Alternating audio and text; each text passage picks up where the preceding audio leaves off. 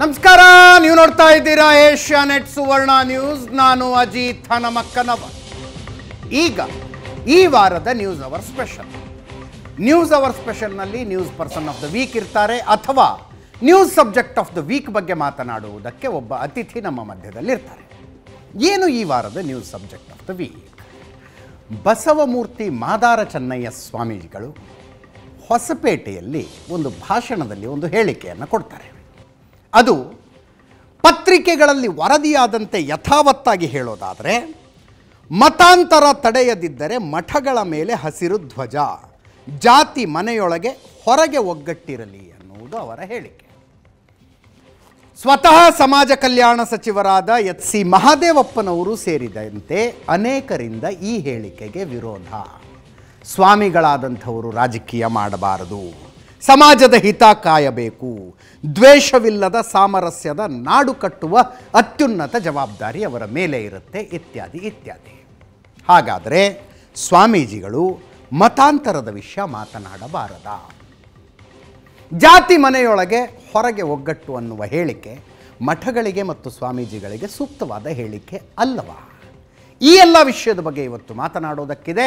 ಸ್ವತಃ ಬಸವಮೂರ್ತಿ ಮಾದಾರ ಚೆನ್ನಯ್ಯ ಸ್ವಾಮೀಜಿಯವರು ನಮ್ಮ ಸ್ಟುಡಿಯೋದಲ್ಲಿದ್ದಾರೆ. ಕಾರ್ಯಕ್ರಮಕ್ಕೆ ಸ್ವಾಗತ ಸ್ವಾಮೀಜಿ. ತಮಗೆ ಅವ್ರನ್ನ ಪ್ರಶ್ನೆ ಮಾಡೋದಕ್ಕೆ ವಿವಿಧ ರಾಜಕೀಯ ಪಕ್ಷಗಳು, ಸಂಘಟನೆಗಳಿಂದ ನೀವೆಲ್ಲ ಅನೇಕರು ಬಂದಿದ್ದೀರಿ. ನಿಮಗೂ ಕೂಡ ಕಾರ್ಯಕ್ರಮಕ್ಕೆ ಸ್ವಾಗತ. ನೀವು ಕೊಟ್ಟಂಥ ಹೇಳಿಕೆ ಅನೇಕ ವಿಷಯಗಳಲ್ಲಿ ಅನೇಕ ವಿಷಯ ಚರ್ಚೆ ಮಾಡೋದಿತ್ತು ತಮ್ಮ ಜೊತೆಗೆ, ಆದರೆ ಈಗ ಕಾರಣ ಆಗಿರುವಂಥದ್ದು ಇತ್ತೀಚೆಗೆ ತಾವು ಕೊಟ್ಟಂಥ ಹೇಳಿಕೆ. ಮೊಟ್ಟ ಮೊದಲಿಗೆ ಅದು ಸರಿಯಾಗಿ ವರದಿಯಾಗಿದೆಯಾ? ಪತ್ರಿಕೆಗಳಲ್ಲಿ ತುಂಬ ಜನ ಹೇಳ್ತಾರೆ, ಇಲ್ಲ ನಾನು ಹೇಳಿದ್ದೇ ಒಂದು, ಪ್ರಕಟ ಆಗಿದ್ದೇ ಒಂದು, ನನ್ನ ಮಾತನ್ನು ತಿರುಚಲಾಗಿದೆ, ಇತ್ಯಾದಿ ಇತ್ಯಾದಿ. ಹಾಗೇನಾದ್ರು ತಾವು ಹೇಳೋದಕ್ಕಿದೆಯಾ, ಅಥವಾ ನೀವು ಹೇಳ್ದಂಗೆ ವರದಿ ಆಗಿದೆಯಾ? ಮತಾಂತರ ತಡೆಯದಿದ್ದರೆ ಮಠಗಳ ಮೇಲೆ ಹಸಿರು ಧ್ವಜ. ಇಲ್ಲ, ನಾನು ಹೇಳಿದ್ದೆ ಸರಿ ಇದೆ, ನೀವು ಹೇಳ್ದಂಗೆ ಪ್ರಕಟ ಆಗಿದೆ. ಎಸ್, ಏನು ಪ್ರಶ್ನೆ ಇಲ್ಲ. ಎಚ್ ಸಿ ಮಹದೇವಪ್ಪನವರು ಸೇರಿದಂತೆ ಅನೇಕರು ಅದನ್ನು ಕಟುವಾಗಿ ವಿರೋಧಿಸ್ತಾ ಇದ್ದಾರೆ. ಪ್ರಶ್ನೆ ಇಲ್ಲ, ಅವರು ವಿರೋಧ ಮಾಡ್ಬೋದು. ಪ್ರಜಾಪ್ರಭುತ್ವ ವ್ಯವಸ್ಥೆಯಲ್ಲಿ ಅವ್ರಿಗೂ ನನ್ನ ಅಭಿಪ್ರಾಯಕ್ಕೆ ಅವರು ಒಪ್ಪಿಗೆ ಒಳಬೇಕನ್ನೋಂಥದ್ದೇನಿಲ್ಲ. ಓಕೆ, ಅವರ ಅಭಿಪ್ರಾಯನ ಅವ್ರು ಮಂಡಿಸಿದ್ದಾರೆ. ನನ್ನ ಆಲೋಚನೆ ಪ್ರಕಾರ ನಾನು ಹೇಳಿದ್ದೀನಿ. ಆ ಮಾತನ್ನು ಹೇಳುವ ಸನ್ನಿವೇಶ ಯಾಕೆ ಸೃಷ್ಟಿಯಾಯಿತು ಸ್ವಾಮೀಜಿ? ನಾನು ಚಿತ್ರದುರ್ಗದಲ್ಲಿ ಎಲ್ಲ ಧರ್ಮೀಯರ ಜೊತೆ ತುಂಬ ಸಹಜವಾಗಿರುವಂಥ ಒಂದು ಒಳ್ಳೆ ಪ್ರೀತಿಯ ಒಂದು ಬಾಂಧವ್ಯವನ್ನು ಇಟ್ಕೊಂಡಿದ್ದೆ. ಅದಕ್ಕೆ ಕೆಲವರು, ಅದು ಸತ್ಯವಾದರೂ ಕೂಡ ಕೆಲವೊಂದು ಸಂದರ್ಭದಲ್ಲಿ ಪ್ರವೋಕ್ ಅಂತ ಬರುತ್ತಲ್ಲ, ಓಕೆ, ಅದನ್ನು ಕೆಲವರು ಮಾಡಿದ್ರು. ಅದು ಇಂಥ ದೊಡ್ಡ ವೇದಿಕೆನಲ್ಲಿ ಅದನ್ನು ಅವ್ರು ಹೆಂಗೆ ಹೇಳ್ಬೇಕನ್ನೋದು ನನಗೂ ಗೊತ್ತಾಗ್ತಿಲ್ಲ. ಅಲ್ಲ, ಏನಾಯ್ತು ಅಂದರೆ ಒಂದು ಸಂದರ್ಭ ಅಂತ ಸೃಷ್ಟಿಯಾಗಿರುತ್ತೆ, ಸುಮ್ಮನೆ ಬಂದಿರೋದಿಲ್ಲ ಮಾತುಗಳು. ಈಗ ನನಗೆ ಗೊತ್ತಿಲ್ಲದಿರುವಂಥ ಸಂಘಟನೆಗಳು ಭಾಳ ಇದ್ದಾವೆ, ಗೊತ್ತಿರುವಂಥ ಸಂಘಟನೆಗಳು ಭಾಳ ಇದ್ದಾವೆ. ನಾನು ಎಡಪಂಥೀಯ ಧೋರಣೆಯನ್ನು ನೋಡ್ಕೊಂಡು ಬಂದಿದ್ದೀನಿ, ಬಲಪಂಥೀಯ ಧೋರಣೆಗಳನ್ನು ಅವ್ರ ಜೊತೆಗೂ ಇದ್ದೀನಿ. ಎಸ್, ಈ ಎರಡರ ಮಧ್ಯೆ ಸಮನ್ವಯನ ಮಾಡಿಕೊಂಡು ನಾನು ಮುನ್ನಡೀತಾ ಇದ್ದೀನಿ. ಸೊ ನಾನು ಯಾವುದೋ ಒಂದು ಕಾರ್ಯಕ್ರಮಕ್ಕೆ ಹೋಗ್ಬೇಕಾದ್ರೆ ಆ ಕಾರ್ಯಕ್ರಮಕ್ಕೆ ನೀವು ಇಂಥದ್ದು ಮಾದಾರ ಚೆನ್ನಯ್ಯ ಸ್ವಾಮೀಜಿ ಇಂಥ ಕಾರ್ಯಕ್ರಮಕ್ಕೆ ಹೋಗಬೇಕು ಹೋಗಬಾರ್ದು ಅನ್ನೋಂಥ ನಿರ್ಧಾರ ಮಾಡೋದು ನನಗೆ ಸಂಬಂಧಪಟ್ಟಿದ್ದು. ಎಸ್, ಹೌದು, ಅದು ಇನ್ನೊಬ್ಬರದಲ್ಲ. ಹಾಗೆ ನಿರ್ಧಾರ ಮಾಡಬೇಕನ್ನೋಂಥ ತೀರ್ಮಾನವನ್ನು ಯಾವುದೋ ಸಂಘಟನೆ ಎಲ್ಲೋ ಕೂತ್ಕೊಂಡು ಯಾವುದೋ ಒಂದು ಸೋಷಿಯಲ್ ಮೀಡಿಯಾದಲ್ಲಿ ಹಾಕಿದರೆ ನನ್ನ ಸಮುದಾಯಕ್ಕೆ ನಾನು ಒಂದು ಜವಾಬ್ದಾರಿ ಸ್ಥಾನದಲ್ಲಿ ಕೂತ್ಕೊಂಡಿದ್ದೇನೆ. ಹೌದು, ಇದರ ಒಂದು ಪರಿಸ್ಥಿತಿ ಮಿತಿಮೀರಿದಾಗ ಒಂದು ಮುಂದಿನ ಸತ್ಯವನ್ನು ನಾನು ಹೇಳಬೇಕಾಯ್ತು. ಓಕೆ, ಅಷ್ಟೇ. ಒಂದು ಪತ್ರಿಕೆ ಒಂದು ತಮ್ಮ ವಿರುದ್ಧ ಅಭಿಯಾನನೇ ನಡೆಸ್ತಿದೆಯಂತೆ, ಪೀಠ ತ್ಯಾಗ ಮಾಡಬೇಕು. ಆ ಪತ್ರಿಕೆನ ಇಷ್ಟು ದೊಡ್ಡ ವೇದಿಕೆಯಲ್ಲಿ ಹೇಳೋಂಥ ಅವಶ್ಯಕತೆ ಇಲ್ಲ. ಯಾವುದೋ ಒಂದು ಕರಾವಳಿ ಪತ್ರಿಕೆ ಅವರು ಒಂದು ಏನೋ ದೊಡ್ಡ ಪೋಸ್ಟರ್ ಮಾಡಿದರು, ಇವ್ರು ಮಠ ಬಿಡಬೇಕಂದ್ರು. ಅದನ್ನು ಅವ್ರ ಸಮುದಾಯದವರೆಲ್ಲ ತುಂಬ ಶೇರ್ ಮಾಡಿದರು, ಸಾವಿರಾರು ಜನ. ಅವ್ರ್ಯಾರು ನನ್ನ ಮಠದ ಭಕ್ತರಲ್ಲ. ನಾನು ಕೇಳೋದಕ್ಕೆ ನನ್ನ ಮಠದ ಭಕ್ತರಿದ್ದಾರೆ, ಸಹಾಯ ಮಾಡಿದವರಿದ್ದಾರೆ. ಇವ್ರು ಬಿಟ್ಟು ಸಂಬಂಧ ಇಲ್ದಿರೋವಂಥವ್ರು ಮಾತನಾಡಿದಾಗ ನಾನು ಸ್ವಲ್ಪ ಸುಮ್ಮನೆ ಕುಳಿತಿದ್ರೆ, ಕೆಲವ್ರು ಹೇಳ್ತಿರ್ತಾರಲ್ಲ, ನಾಗರಾವ್ ಸುಮ್ಮನೆ ಇದ್ರೆ ಏನಾಗುತ್ತೆ ಅಂಥೇಳಿ. ಅದಕ್ಕೆ ಕನಿಷ್ಠ ಪಕ್ಷ ನನ್ನ ಒಂದು ಪ್ರತಿಕ್ರಿಯೆಯನ್ನು ಮಾಡಲಿಲ್ಲ ಅಂದರೆ ತಪ್ಪಾಗುತ್ತಲ್ಲ. ಇಲ್ಲ ಅಂತ ಹೇಳಿದ್ರೆ ಅದು ಮುಂದಿನ ದುಷ್ಪರಿಣಾಮಕ್ಕೆ ನಾನೇ ಹೊಣೆ ಆಗಿಬಿಡ್ತೀನಿ. ಹಾಗಾಗಿ ನಾನು ಅದಕ್ಕೆ ಪ್ರತಿಕ್ರಿಯೆ ಕೊಡಬೇಕಾಯ್ತು. ಮತ್ತು ಆ ಪ್ರತಿಕ್ರಿಯೆ ಸುಳ್ಳಲ್ಲ, ಸತ್ಯ. ಅದು ಸತ್ಯ. ಅದು ಓಕೆ, ಈ ಮೂಲ ವಿಷಯದಿಂದನೇ ಆರಂಭ ಮಾಡೋಣ. ಮತಾಂತರ ಅಂತ ಬಂದಾಗ ಒಂದು ವಾದ ಕೂಡ ಇದೆ. ಅಸ್ಪೃಶ್ಯತೆಯಿಂದ ಬೇಸತ್ತವರು ಬೇರೆ ಬೇರೆ ಮತಗಳಿಗೆ ಹೋದರು, ಮತಾಂತರ ಆದರು. ಸರ್, ಮತಾಂತರ ಅದು ಹಿಂದೂ ಧರ್ಮದ ಒಳಗಿನ ಸಮಸ್ಯೆಯಿಂದಾಗಿ ಬೇರೆ ಧರ್ಮಗಳು, ಬೇರೆ ಮತಗಳಿಷ್ಟು ಬೆಳೆಯೋದಕ್ಕೆ ಕಾರಣ ಐತೆ ಹೊರತು ಬೇರೆ ಏನೂ ಅಲ್ಲ. ಸರ್, ಮತಾಂತರ ಆಗೋದಕ್ಕೆ ನನ್ನ ಅಭ್ಯಂತರ ಇಲ್ಲ. ಮತಾಂತರ ಆಗೋದಕ್ಕೆ ನಂದು ಬೆಂಬಲ ಇದೆ. ಮತಾಂತರ ಮಾಡೋದಕ್ಕೆ ನನ್ನ ವಿರೋಧ ಇದೆ. Okay okay. ನಾನು ಈ ಧರ್ಮದಲ್ಲಿ ಇಲ್ಲಿ ಏನೋ ಅನುಭವಿಸಿದ್ದೀನಿ, ಇನ್ನೊಂದು ಧರ್ಮದಲ್ಲಿ ನನಗೆ ಯಾವುದೋ ಒಂದು ಪ್ರೀತಿ ಕಾಳಜಿ ಸಿಗುತ್ತೆ, ಸಮಾನತೆ ಸಿಗುತ್ತೆ, ಒಳ್ಳೆ ಟ್ರೀಟ್ಮೆಂಟ್ ಸಿಗುತ್ತೆ. ಆ ಪ್ರೀತಿಯಿಂದ ನಾನು ಅಲ್ಲಿಗೆ ಹೋಗ್ತಿದ್ದೀನಿ ಅಂತ ಹೇಳಿದ್ರೆ ಅದಕ್ಕೆ ನಾನೇ ಬೆಂಬಲ ಮಾಡ್ತೀನಿ. ಆಸೆಗಳು ಅಮೀಷೆಗಳು ಇತ್ಯಾದಿಗಳನ್ನು ತೋರ್ಪಡಿಸಿ ಮತಾಂತರ ಮಾಡೋದಿದೆಯಲ್ಲ ಅದನ್ನಷ್ಟೇ ನಾನು ವಿರೋಧ ಮಾಡ್ತೀನಿ. ಓಕೆ. ಅದರ ಜೊತೆಗೆ ಮತಾಂತರ ಆದವರಿಗೆ ತಾವು ಏನನ್ನ ನಿರೀಕ್ಷಿಸಿ ಅಲ್ಲಿ ಹೋಗಿದ್ರು ಅದು ಸಿಕ್ತಾ ಅನ್ನೋದೊಂದು ಪ್ರಶ್ನೆ. ಅದು ಭಾಳ ಮುಖ್ಯವಾಗಿರುವಂಥ ಪ್ರಶ್ನೆ. ಇವತ್ತಿಗೂ ಕೂಡ ಚಿತ್ರದುರ್ಗದಲ್ಲಿ ದಲಿತರ ಕ್ರೈಸ್ತರು ಅನ್ನುವಂಥ ಒಂದು ಚರ್ಚಲ್ಲಿ ಒಂದು 25 ವರ್ಷದಿಂದ ಅದರ ಜಗಳ ನಾನೇ ಎಷ್ಟೋ ಸರಿ ಪಂಚಾಯತಿ ಮಾಡಿದ್ದೀನಿ. Okay okay. ನೀವು ಇಲ್ಲಿದ್ದವ್ರು ಹೆಂಗೋ ಇದ್ರೆ ಅಲ್ಲೋಗಿ ಯಾಕಪ್ಪ ಇಷ್ಟು ಕಿತ್ತಾಡ್ತಿದ್ದೀರಿ ಅಂತ ಪಂಚಾಯತಿ ನಾನೇ ಮಾಡಿದ್ದೀನಿ. ಅಂದರೆ ಅದು ಕ್ರೈಸ್ತರ ಅಲ್ಲೋಗಿ ದಲಿತರ ಅಲ್ಲೋಗಿ ದಲಿತ ಕ್ರೈಸ್ತರಾದರು ಆಗ್ತಾರೆ, ದಲಿತರು ಮುಸ್ಲಿಮರು ಆಗ್ತಾರೆ. ಅಲ್ಲೂ ಕೂಡ ಏನು ಸಮಾನತೆ ಸಿಗ್ತದೆ ಅನ್ನೋಂಥದ್ದು ಯಾರೂ ಹೇಳಿಲ್ಲ ನಮಗೆ. ಓಕೆ. ಹಾಗಾದರೆ ಅಸ್ಪೃಶ್ಯತೆ ಅಂತಿಮವಾಗಿ ಕೊನೆಗಾಣಿಸೋದಕ್ಕೆ ತಾವು ಕಂಡುಕೊಂಡ್ರು ನಾವು ಎಲ್ಲಿ ಕಳ್ಕೊಂಡಿದ್ವಿ ಅಲ್ಲೇ ಹುಡುಕ್ಬೇಕು. ಓಕೆ. ಈ ಧರ್ಮದಲ್ಲಿ ಯಾವತ್ತೋ ಒಂದು ಕಾಲದಲ್ಲಿ ತಪ್ಪಾಗಿದೆ, ನಾವು ಅದನ್ನು ಮಿತಿ ಮೀರಿ ಬೆಳೆದು ನಾವು ಇಲ್ಲೇ ಸ್ವಾಭಿಮಾನವನ್ನು ತೋರಿಸ್ಬೇಕು. ಅದು ಸಾಧ್ಯ ಅಂತ ಅನ್ಸುತ್ತಾ? ಇವತ್ತು ವರ್ಷದಿಂದ ಹೋರಾಟ ನಡೀತಾ ಇದೆ. ಆಯ್ತು, ಹೋರಾಟವನ್ನು ಅಂಬೇಡ್ಕರ್ ಕಾಲದಿಂದ ಆರಂಭವಾದ ಹೋರಾಟ ಅಂತಾನೆ ಅನ್ಕೊಳ್ಳೋಣ. 75ರಿಂದ 100 ವರ್ಷಗಳಿಂದ ಹೋರಾಟ ಶುರುವಾಗಿದೆ. ಅದನ್ನು ಸ್ವಲ್ಪ ಮಟ್ಟಿಗೆ ಯಾರು ಸಾಧಿಸೋದಕ್ಕೆ ಸಾಧ್ಯ ಆಗಿದೆ ಸಮುದಾಯಕ್ಕೆ ಅಂತ ಬಹುತೇಕ ನಾವು ನೋಡ್ತಿದ್ವಿ. ಯಾವುದೋ ಒಂದು ಮಠದಲ್ಲಿ ಒಂದು ದೇವಸ್ಥಾನದಲ್ಲಿ ವ್ಯತ್ಯಾಸ ಕಾಣ್ತಾ ಇದೆ. ಬಹುಪಾಲು ದೇವಸ್ಥಾನಗಳು ಮಠಗಳಲ್ಲಿ ಸಮಾನತೆಯನ್ನು ನಾವು ನೋಡ್ತಾ ಇದ್ದೀವಿ, ಕೃತಕವಾಗಿ ಆದರೂ ನೋಡ್ತಾ ಇದ್ದೀವಿ. ಓಕೆ. ಅದು ಮುಂದೆ ಸಾಮಾಜಿಕ ಮುಖ್ಯವಾಹಿನಿಗೆ ನಾವು ಬಂದಷ್ಟು ಅದ್ರ ವಾತಾವರಣ ತಿಳಿ ಆಗ್ಬೋದು ಅನ್ನುವಂಥದ್ದು ನಾವು ಭರವಸೆ ಇಟ್ಕೋಬೇಕು. ಪಲಾಯನವಾದ ಆಗೋದು ನನಗೇನೋ ಇಷ್ಟ ಇಲ್ಲ. ಅದು ಈ ಕನಕಪೀಠದ ಸ್ವಾಮೀಜಿಗಳನ್ನೇ ದೇವಸ್ಥಾನದಲ್ಲಿ ಅಸ್ಪೃಶ್ಯರಂತೆ ನೋಡಲಾಗುತ್ತೆ. ಬೇಡ, ಅಲ್ಲಿಗೆ ನಾವು ಹೋಗೋದೇ ಬೇಡ. ಓಕೆ. ವಾತಾವರಣ ತಿಳಿಯಾಗೋವರೆಗೂ ನಾವು ಅಲ್ಲಿಗೆ ಹೋಗೋದೇ ಬೇಡ. ನನ್ನ ಮಟ್ಟಕ್ಕೆ ಇನ್ನೊಬ್ಬರು ಬರೋ ಮಟ್ಟಕ್ಕೆ ನಾನು ಸ್ವಾಭಿಮಾನದಲ್ಲಿ ಒಂದಿಷ್ಟು ಮೆಟ್ಟಿಲುಗಳನ್ನು ಹತ್ತುವಂಥ ಪ್ರಯತ್ನ ಮಾಡೋಣ. ಪ್ರಜಾಪ್ರಭುತ್ವ ವ್ಯವಸ್ಥೆ ಇದೆ, ಇಂಥ ವ್ಯವಸ್ಥೆಯಲ್ಲಿ ನಾವ್ಯಾಕೆ ಧೃತಿಗಿಡಬೇಕು? ಇದು ನನ್ನ ಆಲೋಚನೆ. ಸ್ವಾಮಿ, RSSನ ಜೊತೆಗಿನ ಆತ್ಮೀಯತೆಯಿಂದಾಗಿ ಹಲವು ಸಲ ಸುದ್ದಿಯಾದಂಥವ್ರು ತಾವು. ಸರಸಂಘ ಚಾಲಕರು ಬಂದು ತಮ್ಮ ಮಠದಲ್ಲಿ 2 ದಿವಸ ಉಳ್ಕೋತಾರೆ. ನೀವು ಮತ್ತೆ RSSಗೆ ಸಂಬಂಧಿಸಿದ ಸಂಘಟನೆಗಳ ವೇದಿಕೆಯಲ್ಲಿ ಕಾಣಿಸಿಕೊಳ್ತೀರಿ. ಒಂದು ಜನರಲ್ ಪರ್ಸೆಪ್ಷನ್ ಇರೋದು RSS ಬ್ರಾಹ್ಮಣ್ಯದ ಸಂಘಟನೆ, ಬ್ರಾಹ್ಮಣರಿಂದ ತುಂಬಿ ತುಳುಕ್ತಾ ಇರುವ ಸಂಘಟನೆ, ಮನುವಾದವನ್ನು ಆಚರಿಸುವಂಥ ಸಂಘಟನೆ, ಅದನ್ನು ಹೇರಬೇಕು ಅನ್ಕೊಂಡಿರುವ ಸಂಘಟನೆ. ಅದರ ಜೊತೆಗೆ ಒಂದು ದಲಿತ ಸಮುದಾಯದ ಪೀಠಾಧಿಪತಿ ಏನು ಸಂಬಂಧ ಅಂತ? RSSಲ್ಲಿ ಬರೀ ಬ್ರಾಹ್ಮಣರಿಲ್ಲ, ಎಲ್ಲ ವರ್ಗದವರು ಇದ್ದಾರೆ, ಆದರೆ ಗೊತ್ತಾಗೋದಿಲ್ಲ. RSS ಇದಕ್ಕೆ ಯಾಕೆ ಸಂಬಂಧ ಅನ್ನೋದು, ನಮ್ಮ ದೇಶದಲ್ಲಿ 50 ಕಿಲೋಮೀಟರ್ಗೊಂದು ಭಾಷೆ ಇದೆ. ಹೌದು. ಒಂದು ಸಂಸ್ಕೃತಿ ಇದೆ. ಹೌದು. ಆಹಾರ ಪದ್ಧತಿ ಎಲ್ಲ ಧರ್ಮ ಇದೆ. ಹೌದು. ಎಲ್ಲದೂ ಇದೆ. ಧರ್ಮಗಳು, ಜಾತಿಗಳು, ವರ್ಗ ಎಲ್ಲದೂ ಕೂಡ ಇದೆ. ನಾನು ಅವ್ರ ಬಳಿಗೆ ಹೋಗಬೇಕು, ಅವರು ನಮ್ಮ ಬಳಿಗೆ ಬರಬೇಕು. ಹಾಗಾದ ಮಾತ್ರ ಈ ದೇಶದಲ್ಲಿ ನಾವು ಒಂದಿಷ್ಟು ಸಹಬಾಳ್ವೆಯಿಂದ ಇರೋದಕ್ಕೆ ಸಾಧ್ಯವಾಗುತ್ತೆ. ಹಿಂದೂ ಧರ್ಮದವನು ಹಿಂದೂ ಧರ್ಮದಲ್ಲಿ ಅಷ್ಟೇ ಇರಬೇಕು, ಮುಸ್ಲಿಮರ ಮನೆಗೆ ಹೋಗಬಾರ್ದು, ಅವ್ನು ಮಾತಾಡಿಸ್ಬಾರ್ದು, ಮುಸ್ಲಿಮರು ಕ್ರೈಸ್ತರನ್ನ ಮಾತಾಡಿಸ್ಬಾರ್ದು ಅನ್ನುವಂಥ ವಾತಾವರಣ ನಿರ್ಮಾಣ ಆದರೆ ದೇಶದೊಳಗೊಂದು ದೇಶ ಆಗುತ್ತೆ. ಕುವೆಂಪು ಅವರ ಮಾತನ್ನು ನಾವು ಹೇಗೆ ಅರ್ಥೈಸ್ಕೊಳ್ಬೇಕು? ಸರ್ವ ಜನಾಂಗದ ಶಾಂತಿಯ ತೋಟ ಅಂಥೇಳಿ. ಹಾಗಂದ ಮಾತ್ರಕ್ಕೆ ನಾನು ಅವ್ರ ಸಂಪರ್ಕ ಇಟ್ಕೊಂಡಿದ್ದ ತಕ್ಷಣ ನಾನು ಮತಾಂತರ ಆಗಿದ್ದೀನಿ ಅಂತ ಯಾವ ಥರ ಭಾವಿಸ್ತೀರಿ?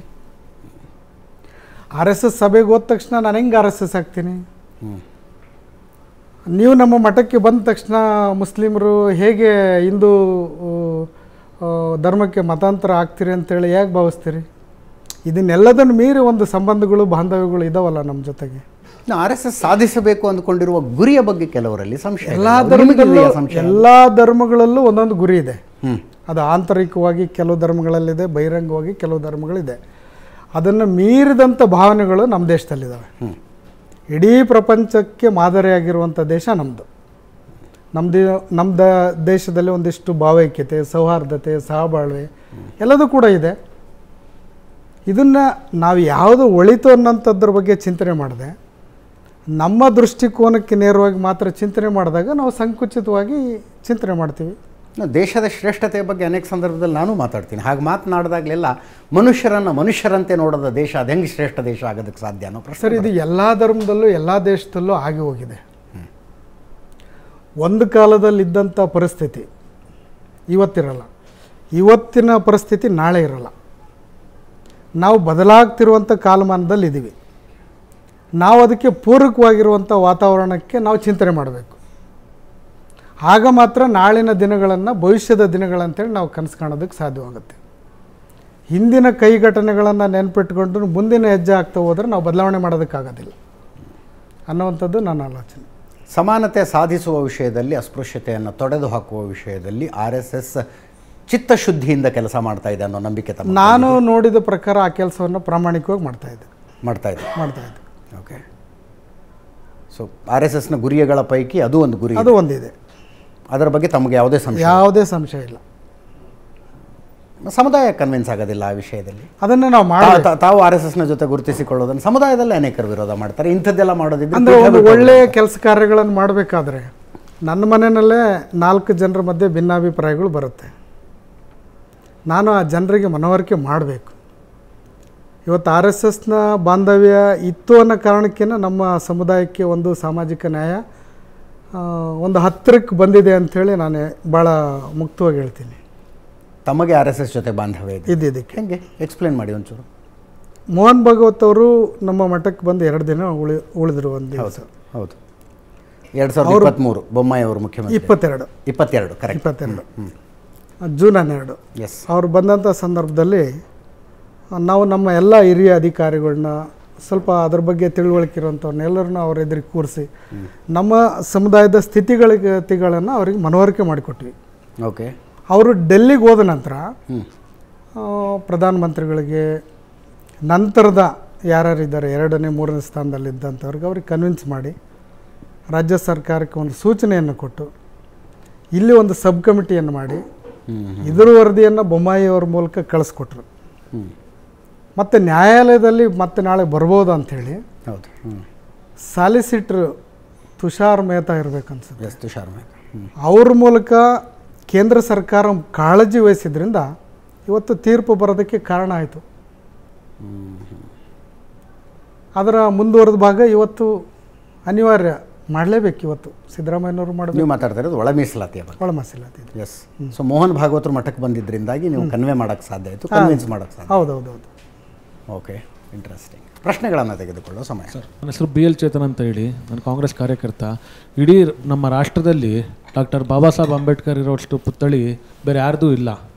ಅಂಥ ಅಂಬೇಡ್ಕರ್ ಅವ್ರ ಬಗ್ಗೆ ಅಮಿತ್ ಶಾ ಅವರು ಅವಮಾನ ಮಾಡಿದ್ರು ಅಂತ ಇಡೀ ದೇಶಾದ್ಯಂತ ಹೋರಾಟ ನಡೀತಾ ಇತ್ತು. ಆ ಹೋರಾಟ ತಾವೇನು, ಅದ್ರ ಬಗ್ಗೆ ನಿಮ್ಮ ನಿಲುವೇನು? ಮತ್ತು ಅಮಿತ್ ಶಾ ಅವರು ಮಾತಾಡಿದ್ದು ಸರಿನಾ? ಅಂಬೇಡ್ಕರ್ ಅವ್ರ ಬಗ್ಗೆ ಮತ್ತು ಸಂವಿಧಾನದ ಬಗ್ಗೆ ಮಾತಾಡೋದು ಹಾಸ್ಯಾಸ್ಪದ ಮತ್ತು ಅದೊಂದು ಫ್ಯಾಷನ್ ಅಂತ ಹೇಳಿದ್ರು. ನಿಧಾನಕ್ಕೆ ರಾಜಕೀಯ ಚರ್ಚೆಗಳ ಕಂಬರೋಣ ಅಂತಿದ್ದೆ ನೀವು ಡೈರೆಕ್ಟ್. ಸೊ ಆದ್ರಿಂದ ನೀವು RSS ಜೊತೆ ನಿಮ್ಮ ಹತ್ರ ನಿಕಟವಾದ ಸಂಪರ್ಕ ಇರೋದಕ್ಕೋಸ್ಕರ ತಾವೇನು ಅದ್ರ ಬಗ್ಗೆ ಸ್ಟೇಟ್ಮೆಂಟ್ ಮಾಡಲಿಲ್ವಾ ಅಥವಾ ಏನು ಅಂತ ಹೇಳಿ ತಮ್ಮ ನಿಲುವೇನು? ಅಮಿತ್ ಶಾ ಅವರು ಅಂಬೇಡ್ಕರ್ ಅವ್ರ ಬಗ್ಗೆ ಮಾತಾಡಿದ್ದು ತಮ್ಮ ನಿಲುವೇನು ಅಂತ ಹೇಳಬೇಕು. ಆ ಹೇಳಿಕೆ ಬಗ್ಗೆ ಅಮಿತ್ ಶಾ ಅವರು ನನ್ನ ಹೇಳಿಕೆಯನ್ನು ತಿರುಚಲಾಗಿದೆ ಅಂಥೇಳಿ ಅವರು ಹೇಳಿದ್ದಾರೆ. ಒಂದು ಮಾತನ್ನು ನೀವು ಹೇಳ್ತಿದ್ದೀರಿ. ಇನ್ನೂ ಒಂದಿಷ್ಟು ನಾವು ಹಿಂದಕ್ಕೆ ಹೋಗೋಣ. ಅಂಬೇಡ್ಕರ್ ಅವರ 5 ಧಾಮಗಳನ್ನು ಮಾಡಿದ್ಯಾರು?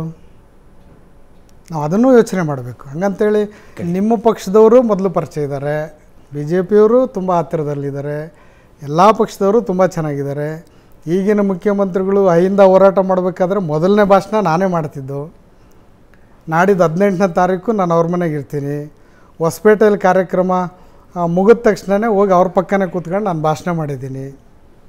ಹಾಗಂತೇಳಿ ಏನೋ ನಾನು RSS ತತ್ವಗಳನ್ನ ನಾನು ಪ್ರಚಾರ ಮಾಡ್ತಿದ್ದೀನಿ ಅಂತೇಳಿ ನೀವು ಭಾವಿಸೋದು ಬೇಡ.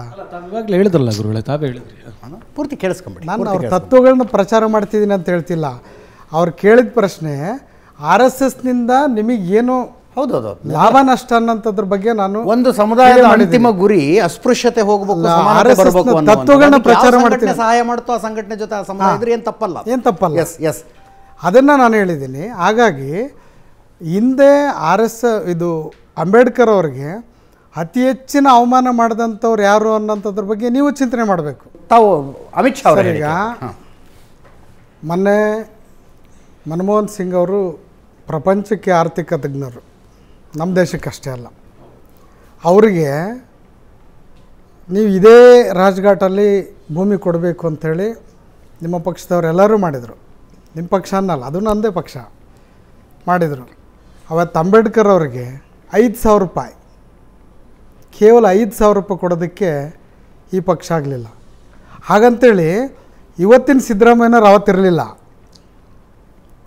ಇವತ್ತಿನ ಸಿದ್ದರಾಮಯ್ಯನವ್ರು ಕಾಂಗ್ರೆಸ್ ಲೀಡರ್ ಬೇರೆ. ಇವರೇ ಅವತ್ತಿದ್ದಿದ್ರೆ ನಿಜವಾಗ್ಲೂ 50,000 ಆದರೂ ಮಾಡ್ತಿದ್ರೇನೋ, ಅಂಬೇಡ್ಕರ್ ಗೌರವ ಸಿಗ್ತಿತ್ತೇನೋ. ಇಂದಿನ ಪರಿಸ್ಥಿತಿಗಳು ಆಗೋಗಿದೆ ಅಂತ ಒಂದು ಮಾತು ಹೇಳಿದೆ. ಅದನ್ನು ಮತ್ತೆ ಪುನರಾವರ್ತನೆ ಮಾಡಿ ಮುಂದಿನ ಒಂದು ಒಳ್ಳೆಯ ಯೋಚನೆ ಮಾಡಬಾರ್ದು ಅನ್ನೋದಕ್ಕೆ ನಾನು ಹೋಗ್ಬಾರ್ದು ಅಂತ ಹೇಳ್ತಿಲ್ಲ.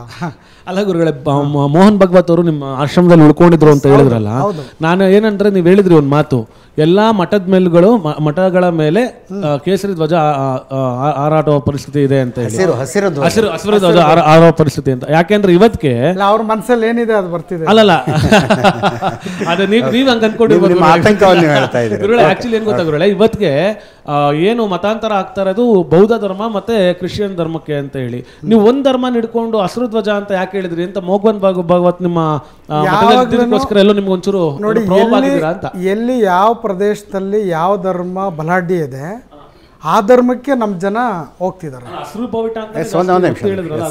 ಎಲ್ಲಿ ಯಾವ ಧರ್ಮ ಪ್ರಬಲವಾಗಿದೆ ಅಲ್ಲಿ ಆ ಧರ್ಮಕ್ಕೆ ಹೋಗ್ತಿದ್ದಾರೆ. ಕರಾವಳಿನಲ್ಲಿ ಕ್ರೈಸ್ತರಿದ್ದರೆ ಅಲ್ಲಿ ನಮ್ಮವ್ರು ಕ್ರೈಸ್ತರಾಗಿದ್ದಾರೆ. ನಮ್ಮ ಮೊಳಕಾಲ್ಮೂರಿನಲ್ಲಿ ಅಲಿಪೀರ್ ಕುಟುಂಬ ಜಾಸ್ತಿ ಇದೆ. ಅಲ್ಲಿ ಕೇವಲ ನನ್ನ ಸಮುದಾಯದವರಲ್ಲ, ಜಂಗಮರಂತ ಕೇಳಿದಿರಲ್ಲ, ಅವ್ರ ಕುಟುಂಬರು ಕೂಡ ಮುಸ್ಲಿಮರಾಗಿದ್ದಾರೆ. ಯಾಕಂದರೆ ಅಲ್ಲಿ ಪ್ರಭಾವ ಅವ್ರು ಜಾಸ್ತಿ ಇದೆ. ಎಲ್ಲೆಲ್ಲಿ ಯಾರು ಹೆಚ್ಚಿನ ಪ್ರಾಬಲ್ಯವನ್ನು ಹೊಂದಿದ್ದಾರೆ ಅವರಲ್ಲಿ ಜಾಸ್ತಿ ಇದ್ದಾರೆ, ಜಾಸ್ತಿ ಆಗ್ತಿದ್ದಾರೆ. ನಾನು ಕೇವಲ ಒಂದು ಅಂತ ಹೇಳ್ತಿಲ್ಲ. ನಾನು ಆರಂಭದಲ್ಲಿ ಹೇಳಿದೆ, ನಾನು ಕ್ರಿಯೆಗೆ ಒಂದು ಪ್ರತಿಕ್ರಿಯೆ ಕೊಟ್ಟೆ ಅಷ್ಟೇ ಅಂಥೇಳಿ. ನೀವು ಶಿರಾದಲ್ಲಿ ವಿಚಾರಿಸಿ, ಶಿರಾದಲ್ಲಿ ಒಂದು 10-15 ವರ್ಷ ಉರುಸು ನಿಂತಿತ್ತು, ಹಿಂದೂ ಮುಸ್ಲಿಂ ಗಲಾಟೆ ಆಗಿ. ನಾನು ಇನಿಷಿಯೇಟ್ ತಗೊಂಡು ಆ ಉರುಸನ್ನು ಸ್ಟಾರ್ಟ್ ಮಾಡಿಸಿದೆ. ಇವತ್ತಿಗೂ ನಾನು ಆ ಉರುಸ್ಗೆ ಹೋಗಲ್ಲ. ಪ್ರತಿ ವರ್ಷ 4-5 ವರ್ಷಕ್ಕೆ ಒಂದು ಸಾರಿ ಹೋಗ್ತೀನಿ. ನನ್ನ ಹೆಸರಿಲ್ಲದೆ ಅವರು ಉರುಸು ಮಾಡಲ್ಲ. ಈ ವರ್ಷ ಹೋಗಿದ್ದೀನಿ. ಫೋಟೋನು ನೋಡಿರ್ತೀರಿ, ವಿಡಿಯೋ ನಾನು ಅದು ಗೊತ್ತಿಲ್ಲ ನನಗೆ, ಫೇಸ್ಬುಕ್ ಅದೆಲ್ಲ ಗೊತ್ತಿಲ್ಲ. ನನಗೆ ಆ ಥರ ಇರುವಂಥವನು. ಹಂಗಾಗಿ ಒಂದು ಧರ್ಮದ ಟಾರ್ಗೆಟ್ ನಂದಲ್ಲ. ಎಲ್ಲರೂ ಒಟ್ಟಾಗಿ ಹೋಗ್ಬೇಕಾದ್ರೆ ನಾನು ನಿಮ್ಮನ್ನು ಎಷ್ಟು ಗೌರವಿಸ್ತೀನಲ್ಲ, ಮತ್ತು ನನ್ನ ಅಭಿವ್ಯಕ್ತಿ ಸ್ವಾತಂತ್ರ್ಯಕ್ಕೂ ನೀವು ಗೌರವ ಕೊಡಬೇಕಲ್ಲ. ನಿಮ್ಮ ಅಭಿವ್ಯಕ್ತಿ ಸ್ವಾತಂತ್ರ್ಯಕ್ಕೆ ಮಾತ್ರ ನಾನು ಗೌರವ ಕೊಟ್ಟು ನನ್ನ ಅಭಿವ್ಯಕ್ತಿ ಸ್ವಾತಂತ್ರ್ಯಕ್ಕೆ ನೀವು ಬಿಡೋದಿಲ್ಲ ಅಂತ ಹೇಳಿದ್ರೆ ಇದೇ ನ್ಯಾಯ ಆಗುತ್ತೆ ಪ್ರಜಾಪ್ರಭುತ್ವ ವ್ಯವಸ್ಥೆನಲ್ಲಿ. ನಿಮ್ಮ ಧರ್ಮ ನಿಮ್ಮ ತತ್ವ ಇರುತ್ತೆ, ನನ್ನ ಧರ್ಮ ನನ್ನ ತತ್ವ ಇರುತ್ತೆ. ನಂದು ಒಂದು ದಾರಿ ಇರುತ್ತಲ್ಲ, ಆ ದಾರಿಗೆ ನೀವು ಒಂದು ವಾತಾವರಣದಲ್ಲಿ ಚರ್ಚೆ, ಸೌಹಾರ್ದತೆ, ಪರ ಟೀಕೆ ಎಲ್ಲ ಸರಿ, ಆದರೆ ಅದ್ರ ಹಂತ ಎಲ್ಲೇ ಮೀರಬಾರ್ದಲ್ಲ. ಅದು ಮೀರಿದಾಗ ನಾವೆಲ್ಲ ಒಂದು ಕಡೆ ಇದು ನಮ್ಮ ಬುಡಕ್ಕೆ ಬರ್ತಿದೆ ಅನ್ನೋಂಥ ಸಂದರ್ಭದಲ್ಲಿ ನಾನು ಕ್ರಿಯೆಗೆ ಪ್ರತಿಕ್ರಿಯೆ ಕೊಡುವಂಥ ಸಂದರ್ಭದಲ್ಲಿ ಬಂದಿರುವಂಥದ್ದು ಒಂದು ಹೇಳಿಕೆ ಇದು ಅಷ್ಟೇ. ಅಲ್ಲ ಗುರುಗಳು, ಅದು ಹೇಳಿದ್ರು ನೀವು ಅವಾಗ ನಾಗರಾವ್ ಅಂತ. ನನಗೆ ಫೈನಲ್ ಆಗಿ ನನಗೆ ಸ್ಯಾಟಿಸ್ಫೈ ಆಗಲಿಲ್ಲ ಅಮಿತ್ ಶಾ ಅವ್ರ ಹೇಳಿಕೆ ಬಗ್ಗೆ ತಮ್ಮದೇನು ನಿಲ್ಲುವಂತ. ಅಲ್ಲ, ಅವ್ರು ಹೇಳಿದ್ದಾರೆ, ಅಮಿತ್ ಶಾ ಅವರು ನನ್ನ ಹೇಳಿಕೆಯನ್ನು ತಿರುಚಿದ್ದಾರೆ. ದೇಶಾದ್ಯಂತ ಹೋರಾಟ ನಡೀತು, ಬಟ್ ನೀವೇನು ಅದ್ರ ಬಗ್ಗೆ ಪ್ರತಿಕ್ರಿಯೆ ಕೊಡಲಿಲ್ಲ. ಅವರು ಹೇಳಿಕೆಯನ್ನು ತಿರುಚಿದ್ದಾರೆ ಅಂತ ಹೇಳ್ತಿದ್ದಾರೆ. ಅಲ್ಲ, ಎಲ್ಲೋ ಅವರು ನಾನೀಗೇನು ಹೇಳಿದೆ ಅಜಿತ್ ಸರ್, ನಾನೀಗೇನು ಹೇಳಿದೆ, ನಾನು ಹೊಸಪೇಟೆಯಲ್ಲಿ ಹೇಳಿಕೆ ಕೊಟ್ಟರೆ ನಿಜ, ನಾನು ಅದಕ್ಕೆ ಬದ್ಧನಾಗಿದ್ದೀನಿ ಅಂತ ಹೇಳಿ. ನನ್ನ ಪ್ರಶ್ನೆ ಅಮಿತ್ ಶಾ ಅವ್ರೇನಾದರೂ ನಾನು ಹೇಳಿರೋದು ಅದು ನಿಜ, ನಾನು ಅದಕ್ಕೆ ನಾನು ಅದಕ್ಕೆ ಬದ್ಧನಾಗಿದ್ದೀನಿ ಅಂತ ಹೇಳಿದರೆ ನಾನು ಖಂಡಿತವಾಗಲೂ ನಿಮಗಿಂತ ಮುಂಚೆ ನಾನೇ ವಿರುದ್ಧವಾಗಿ ಅವ್ರಿಗೆ ಹೇಳಿಕೆ ಕೊಡ್ತೀನಿ. ಅಲ್ಲ, ಒಂದೊಂದು ಸಲ ಹೇಳಿಕೆಗಳನ್ನು ಹೌ ಇಸ್ ಇಟ್ ರಿಪ್ರೆಸೆಂಟೆಡ್ ಅನ್ನೋದೊಂದು ಬರುತ್ತೆ. ರಾಹುಲ್ ಗಾಂಧಿಯವರು ಒಂದು ಹೇಳಿಕೆ ಕೊಟ್ಟರು ಅಮೇರಿಕಾದಲ್ಲಿ, ಏನು ಮೀಸಲಾತಿ ಇರಬೇಕಾ ಇರಬಾರ್ದು ಅಂದರೆ ಮೀಸಲಾತಿ ಸಮಾನತೆ ಬಂದಾಗ ಮೀಸಲಾತಿಯನ್ನು ತೆಗೆದು ಹಾಕಬೇಕು ಅಂದರು. ಏನು ತಪ್ಪಿದೆ ಆ ಹೇಳಿಕೆಯಲ್ಲಿ? ಕರೆಕ್ಟ್ ಅಲ್ವಾ? ಅಸಮಾನತೆ ಇರೋದ್ರಿಂದ ಮೀಸಲಾತಿ ಬೇಕು, ಸಮಾನತೆ ಬಂದಾಗ ಮೀಸಲಾತಿ ತೆಗೆದುಹಾಕೋಣ ಅಂತ. BJP ಅವ್ರು ಏನಂದ್ರು, ಮೀಸಲಾತಿ ತೆಗೆದುಹಾಕೋಣ ಅಂದರು ರಾಹುಲ್ ಗಾಂಧಿ, ತೆಗೆದುಹಾಕೋಣ ಅಂದರು Rahul Gandhi. That is misrepresentation of Rahul Gandhi statement. ಇಲ್ಲಿ 12 ಸೆಕೆಂಡ್ಗಳ ವೀಡಿಯೋನೊಂದು ನಿಮ್ಮವರು ಅಪ್ಲೋಡ್ ಮಾಡ್ತಾರೆ, 1 ನಿಮಿಷ 28 ಸೆಕೆಂಡ್ಗಳ ವೀಡಿಯೋ ಒಂದು BJP ಅವರು ಅಪ್ಲೋಡ್ ಮಾಡ್ತಾರೆ. ಒಂದೊಂದು ವೀಡಿಯೋ ನೋಡಿದಾಗ ಒಂದೊಂದು ಅಭಿಪ್ರಾಯ ಬರುತ್ತೆ. ಅದನ್ನು ಅಂದರೆ ತಿರುಚಲಾಗಿದೆ ಅಂತ ಹೇಳಿದಾಗ ಪೂರ್ತಿ ನೋಡಿ ಅಂತ ಹೇಳ್ದಂಗೆ ಅಷ್ಟೇ. ಅದು ಅವರ ಪ್ರಶ್ನೆಯಲ್ಲಿ ಇನ್ನೊಂದು ಶಬ್ದ ಬಂತು, ಹಿಂದೂಗಳು ಅಥವಾ ದಲಿತರು ಅನ್ನೋ ಉದ್ದೇಶ ಇಟ್ಕೊಂಡೇ ಹೇಳಿದರು ಅಂತ ಕಾರಣ ಇಸ್ಲಾಂ ಧರ್ಮಕ್ಕೆ ಮತಾಂತರ, ಕ್ರಿಶ್ಚಿಯಾನಿಟಿಗೆ ಮತಾಂತರ ಮತ್ತು ಬೌದ್ಧ ಧರ್ಮಕ್ಕೆ ಮತಾಂತರ ಅಂತ. ಬೌದ್ಧ ಧರ್ಮಕ್ಕೆ ಮತಾಂತರ ಅಂಬೇಡ್ಕರ್ ಅವರೇ ಆಗಿದ್ದು. ಇಸ್ಲಾಂಗೆ ಮತಾಂತರ ದೇಶಕ್ಕೆ ಅಪಾಯಕಾರಿ, ಕ್ರಿಶ್ಚಿಯಾನಿಟಿಗೆ ಮತಾಂತರ ದೇಶಕ್ಕೆ ಅಪಾಯಕಾರಿ, ಬೌದ್ಧ ಮತಕ್ಕೆ ಮತಾಂತರ ಏನು ಸಮಸ್ಯೆ ಆಗೋದಕ್ಕೆ ಸಾಧ್ಯ? ದಲಿತರೆಲ್ಲರೂ ಇನ್ನೊಂದು ಸಲ ಕನ್ಸಿಡರ್ ಮಾಡಬೇಕಾ ಅಂಬೇಡ್ಕರ್ರ ಹೇಳಿಕೆಯನ್ನು? ಹಿಂದುವಾಗಿ ಹುಟ್ಟಿದ್ದೇನೆ, ಹಿಂದುವಾಗಿ ಸಾಯಲಾರೆ, ಈ ಅಸ್ಪೃಶ್ಯತೆಯನ್ನು ಅನುಭವಿಸಲಾರೆ ಅಂದ್ರಪ್ಪ ಸರ್. ಅಂಬೇಡ್ಕರ್ ಅವ್ರ ಪರಿಸ್ಥಿತಿ ಅವತ್ತಿನ ಸಂದರ್ಭದಲ್ಲಿ ಹಾಗೇ ಇತ್ತು. ಅವತ್ತಿನ ಹಿಂದೂ ಮೂಲಭೂತವಾದಿಗಳಂತ ನಾನೇ ಬಳಸ್ತಾ ಇದ್ದೀನಿ. ಎಸ್. ಹಾಂ. ಅವರು ಸುಮಾರು ವರ್ಷಗಳ ಕಾಲ ನಾನು ಈ ಧರ್ಮದಲ್ಲಿ ಅನುಭವಿಸಿದಂಥ ಯಾತನೆಯನ್ನು ಹಂಚ್ಕೊಂಡಾಗ ಯಾರೊಬ್ಬರೂ ಕೂಡ ಅವ್ರನ್ನ ತಡೆಯುವಂಥ ಪ್ರಯತ್ನ ಮಾಡಲಿಲ್ಲ. ಇವತ್ತು ಆ ಪರಿಸ್ಥಿತಿ ಇರಲಿಲ್ಲ. ಅವತ್ತು ಆ ಕೆಲಸ ಮಾಡಿದ್ರೆ ಅವ್ರು ಇಲ್ಲೇ ಇರ್ತಿದ್ರು. ಅದ್ರ ಮಧ್ಯೆ ಅವರು ಯಾವುದು ಬ್ರಿಟಿಷರು ಅವರನ್ನು ಮನವೊಲಿಕೆ ಮಾಡಿದಾಗ ಅವರು ಕ್ರಿಶ್ಚಿಯಾನಿಟಿಗೆ ಹೋಗಲಿಲ್ಲ. ನಿಜಾಮರು ಅವ್ರ ಬಗ್ಗೆ ಏನೆಲ್ಲ ಪ್ರಯತ್ನ ಪಟ್ಟರೂ ಕೂಡ ಅವ್ರು ಹೋಗಲಿಲ್ಲ. ಈ ನೆಲದಲ್ಲಿ ಹುಟ್ಟಿರುವಂಥ ಧರ್ಮಕ್ಕೆ ಅವ್ರು ಆಯ್ಕೆ ಮಾಡ್ಕೊಳ್ತಾರೆ. ಇದು ಭಾಳ ಮುಖ್ಯವಾಗಿರುವಂಥ ಸಂಗತಿ. ಆದರೂ ಕೂಡ ಈ ಸಂದರ್ಭದಲ್ಲಿ ನಾನು ಹೇಳ್ತಾ ಇದ್ದೀನಿ, ಮತಾಂತರ ಆಗೋದಕ್ಕೆ ನಮ್ಮದು ಖಂಡಿತವಾಗ್ಲೂ ಧರ್ಮ ಆಯ್ಕೆ ಮಾಡ್ಕೊಳ್ಳೋದು ಅವ್ರ ಸ್ವಾತಂತ್ರ್ಯ, ಅಭಿವ್ಯಕ್ತಿ. ಆದರೆ ಮತಾಂತರ ಮಾಡುವಂಥದ್ದು ಇದೆಯಲ್ಲ, ಅದಕ್ಕಷ್ಟೇ ನಾನು ವಿರೋಧ ಅಂತ ಸ್ಪಷ್ಟಪಡಿಸ್ತಿದ್ದೀನಿ ನಾನು. ಎಸ್. ಅದರ ಜೊತೆಗೆ ರಾಜಕಾರಣಿಗಳು ಆಶ್ವಾಸನೆ ಕೊಟ್ಟಾಗ ಯಾಕೆ ಈಡೇರಿಸಲಿಲ್ಲ ಅಂತೀವಿ. ಮತಾಂತರ ಮಾಡುವಾಗಲೂ ಒಂದು ಆಶ್ವಾಸನೆ ಕೊಡಲಾಗಿರುತ್ತೆ ಅವ್ರಿಗೆ, ನಮ್ಮ ಹತ್ರ ಬನ್ನಿ, ನಿಮಗೇನು ಭೇದ ಭಾವ ಇಲ್ಲ, ಎಲ್ಲ ಸಮಾನತೆ ಬಂದುಬಿಡುತ್ತೆ ಅಂತ. ಆ ಆಶ್ವಾಸನೆ ಈಡೇರದಿದ್ರೆ ಯಾರನ್ನ ಕೇಳಬೇಕು ಅಂತ ಮತಾಂತರ ಕೇಳಂಗಿಲ್ಲ. ಇಂಗ್ಲೆಂಡ್ನ ಗಾಡ್ವಿನ್ ಶಿರಿ ಅಂತೇಳಿ ಒಂದು ಪುಸ್ತಕ ಬರೆದಿದ್ದಾರೆ. ಓಕೆ. ಅವರು ಪುಸ್ತಕ ಬರೆದಿರೋದು ಯಾವುದು ಅಂತ ಹೇಳಿದ್ರೆ, ತಮಿಳುನಾಡಿನಲ್ಲಿ ಮತಾಂತರಗೊಂಡಿರುವಂಥ ನಮ್ಮ ಸಮುದಾಯದ ಒಂದು ಹೆಣ್ಣು ಮಗಳ ಕತೆ ಇಟ್ಕೊಂಡು ಬರೆದಿದ್ದಾರೆ, ಗಾಡ್ವಿನ್ ಶಿರಿ ಅಂತೇಳಿ. ನಾನು ಅದನ್ನು ಒಂದು ಲೇಖನ ಬರೆದಿದ್ದೆ ಕನ್ನಡಪ್ರಭದಲ್ಲಿ. ಅದಕ್ಕೆ ಪ್ರತಿಕ್ರಿಯೆಗಳು ಭಾಳ ವಿರೋಧ ಬಂತು. ಅಯ್ಯಮ್ಮ ಮತಾಂತರ ಅವರು ಆದಂಥವ್ರ ಪರಿಸ್ಥಿತಿ ಹೇಗಿರುತ್ತೆ ಅಂತ ಹೇಳಿದ್ರೆ, ಈ ಒಂದು ತಾಳೆಗರಿ ಹೆಂಗಿರುತ್ತೆ, ಈ ತಾಳೆಗರಿ ಸುತ್ತಲೂ ತುಂಬ ಚೂಪಾಗಿರುತ್ತೆ, ಎಲ್ಲಿ ಮುಟ್ಟಿದ್ರೂ ಅದು ಚುಚ್ಚುತ್ತೆ. ಹೌದು. ಹಾಗೆ ಮತಾಂತರ ಆಗಿರುವಂಥ ದಲಿತರ ಪರಿಸ್ಥಿತಿ ಹಾಗೇನೆ ತಾಳೆಗರಿ ಥರ. ನಾವು ಅಲ್ಲೂ ಮುಕ್ತವಾಗಿ ಇರೋದಕ್ಕಾಗೋದಿಲ್ಲ, ಮತ್ತು ವಾಪಸ್ ಬಂದು ಇಲ್ಲೂ ಕೂಡ ಮುಕ್ತವಾಗಿ ನಮ್ಮ ಬದುಕನ್ನು ಕಟ್ಕೊಳ್ಳೋದಕ್ಕಾಗೋದಿಲ್ಲ. ಅಂಥ ಪರಿಸ್ಥಿತಿಯನ್ನು ಇದೆ ಅನ್ನೋದನ್ನು ಗಾಡ್ವಿನ್ ಶಿರಿ ಅನ್ನೋಂಥವ್ರು, ಆ ಪುಸ್ತಕ ನನ್ನ ಹತ್ರನೇ ಇದೆ, ಅದರಲ್ಲಿ ಅನಾವರಣ ಮಾಡಿದ್ದಾರೆ. ಪ್ರಭಾ ಶೆಟ್ಟಿ ಅಂತ, ನಾನು NCP ಪಕ್ಷದಿಂದ ಬರ್ತಾ ಇದ್ದೀನಿ. ಯಾವ ಪಕ್ಷ? NCP, ನ್ಯಾಷನಲ್ ಕಾಂಗ್ರೆಸ್ ಪಾರ್ಟಿ, ರಾಷ್ಟ್ರವಾದಿ ಕಾಂಗ್ರೆಸ್ ಪಾರ್ಟಿ, ಅಜಿತ್ ಪವಾರ್ ಅವ್ರ ಬಣದಲ್ಲಿ.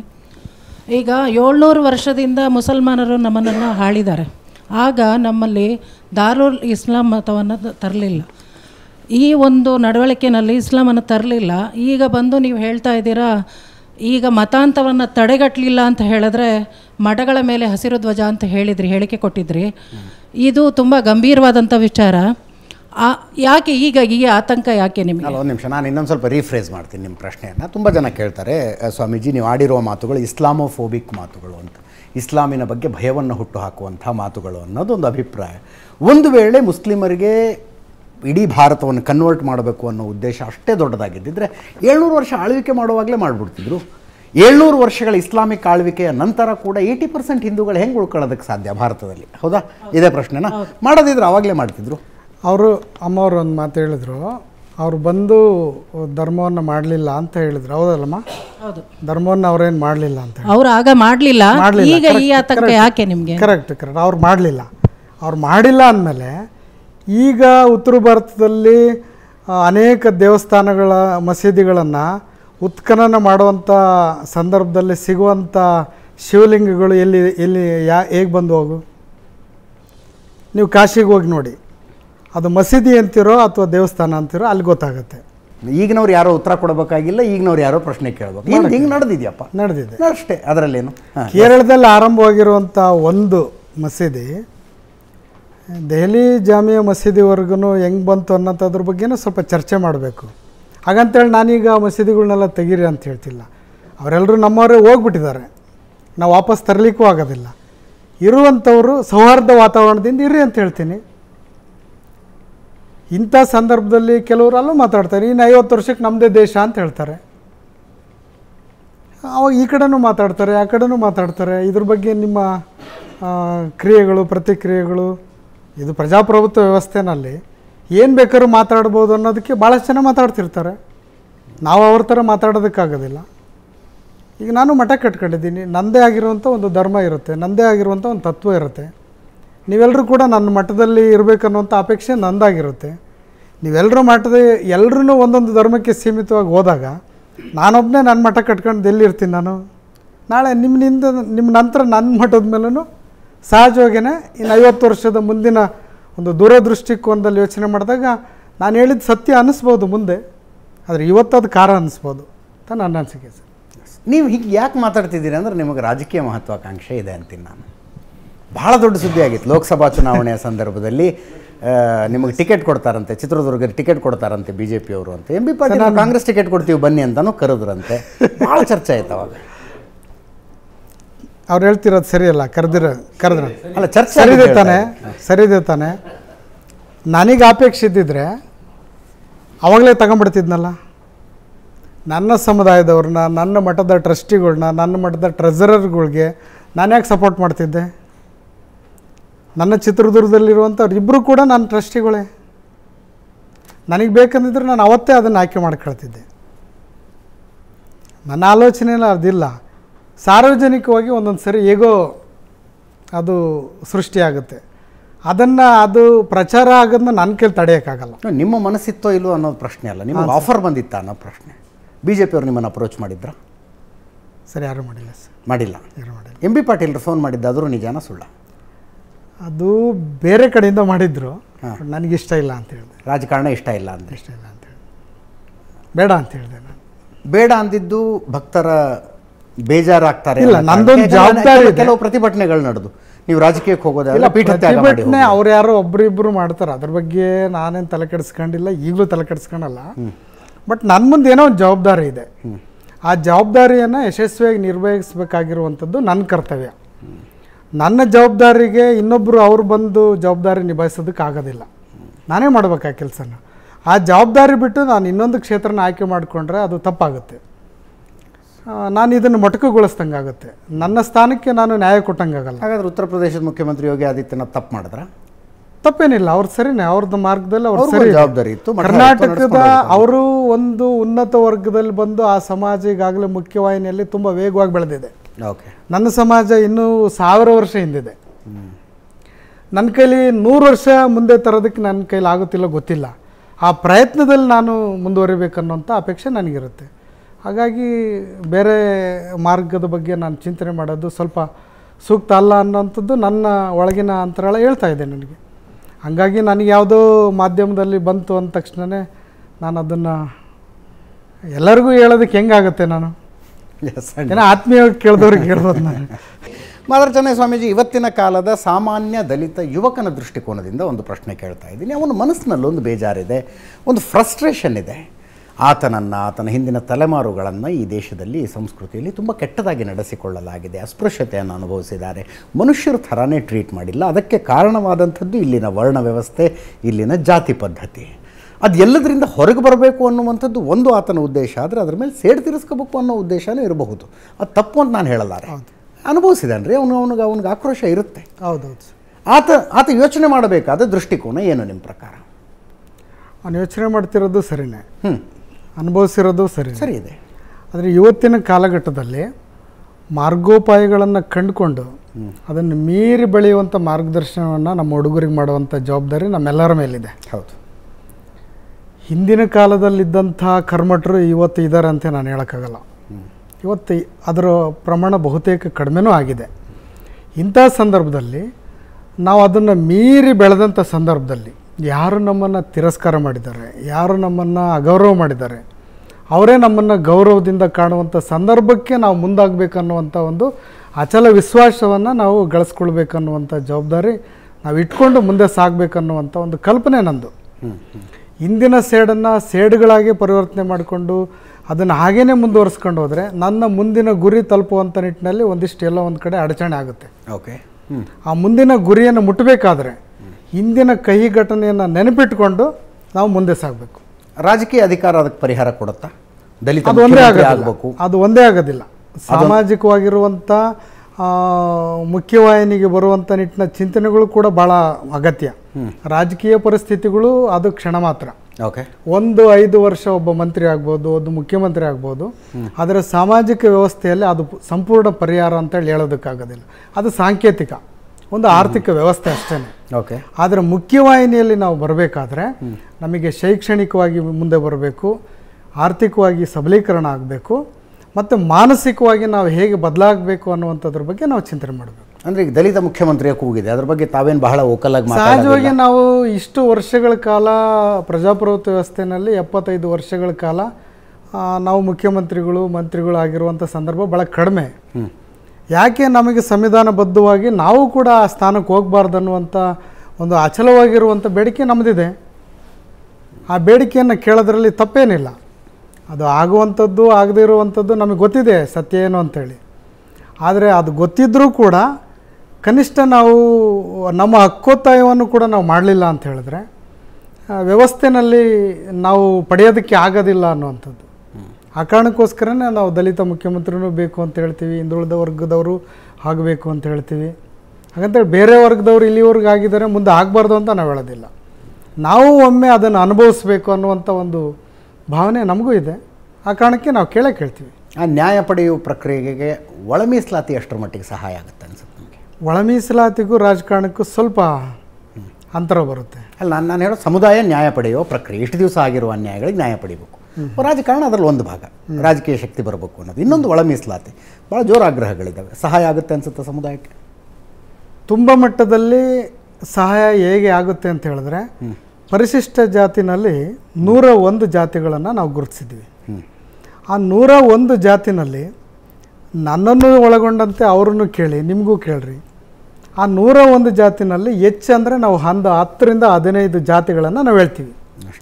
ಇನ್ನು 80 ಜಾತಿಗಳ ಹೆಸರೇ ಗೊತ್ತಿಲ್ಲ ನಮಗೆ.